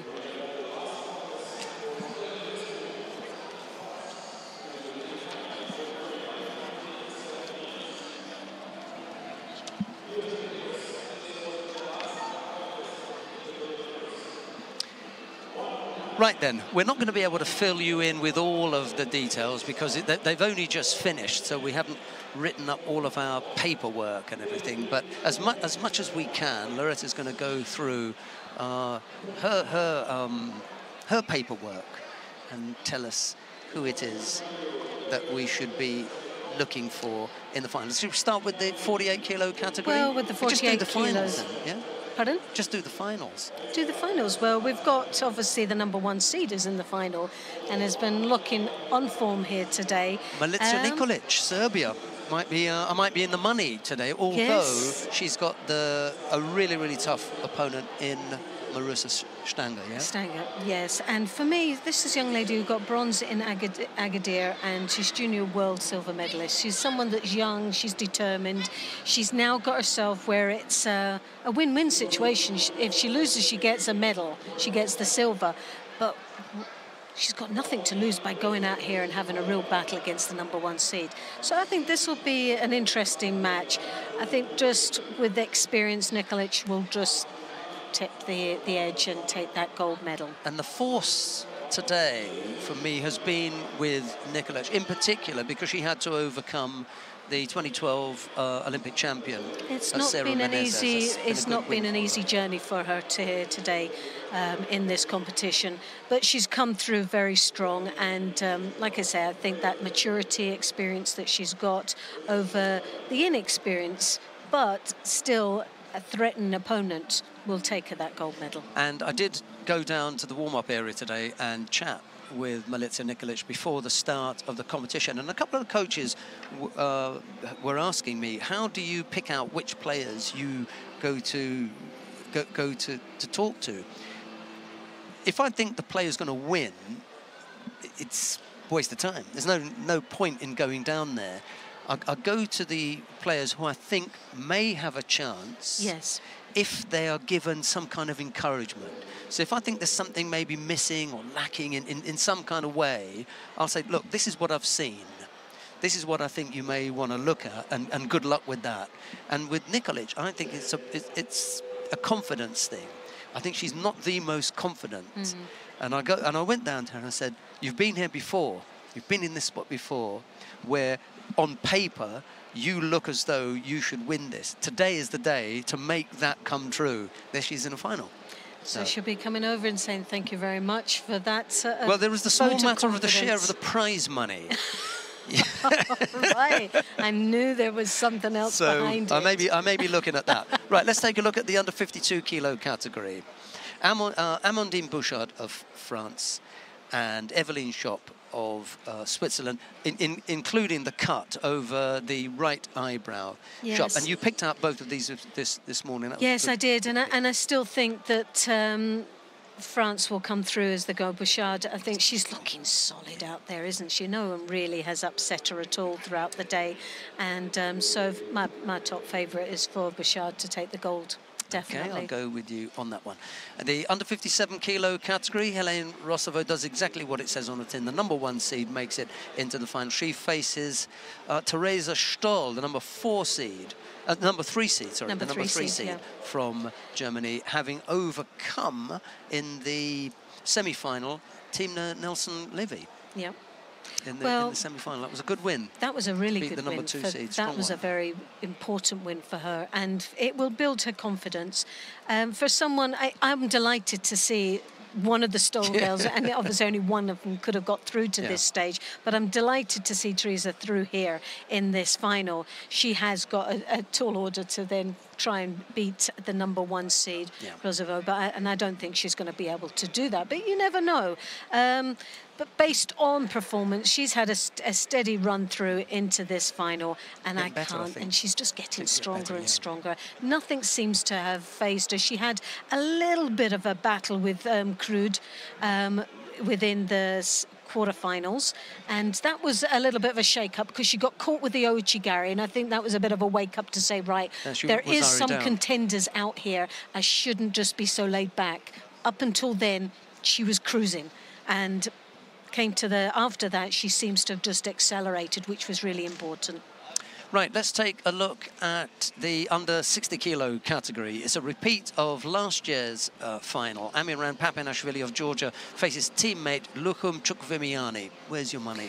Well, do you know, I'm going to go with the number 1 seed, who was came in the silver medalist from last year, mainly because I think he's looking so hungry out there. He's really determined. He's had some challenging performances, some matches that really have tested him here today. Mongush in particular, that was a tough one. He was Wazari down against the Russian. Yes, and so I think that he could actually come through as number 1 today. Whereas on the other hand, Chukvemiani struggled a little bit in that semi-final, didn't he? Yes, he did.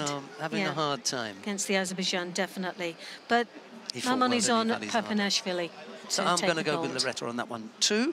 We've got the under 66 kilo category, and that is an all... No, it's a Brazilian. Margvelashvili and Daniel Coghlan of Brazil. Well, Coghlan has been quite impressive. He's a young athlete coming through. He's the 3rd seed, junior world champion last year, and Pan American champion for juniors, but also silver medalist as a senior athlete. He's still a young, determined young man to come in. The Brazilians have got beautiful judo. They've also got that European style as far as fight in them. And this will be a real tester, technically, if the Brazilian can overcome the power and the aggressive approach that the Georgian has. So I'm going to go for Coghlan of Brazil. And it's the only one where I'm going to go against Loretta, simply because Margvelashvili is at home. He's just got that little bit, maybe when the crowd are all in this afternoon, he's got that little bit behind him. It may prove a little bit. I'm going for the underdog because I think he's got nothing to lose. He's a youngster, he's hungry, and he'll just go for it. He might go big, being on his back, or he might actually just throw his opponent. You just never know. It's going to be one of these. It can either be what we predicted as the number 1 seed, or it could be the biggest upset of the day.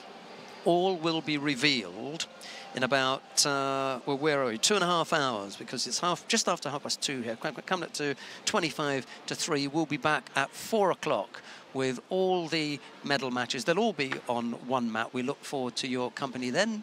But from Loretta Kusatol and myself, it's bye-bye for now. Bye-bye.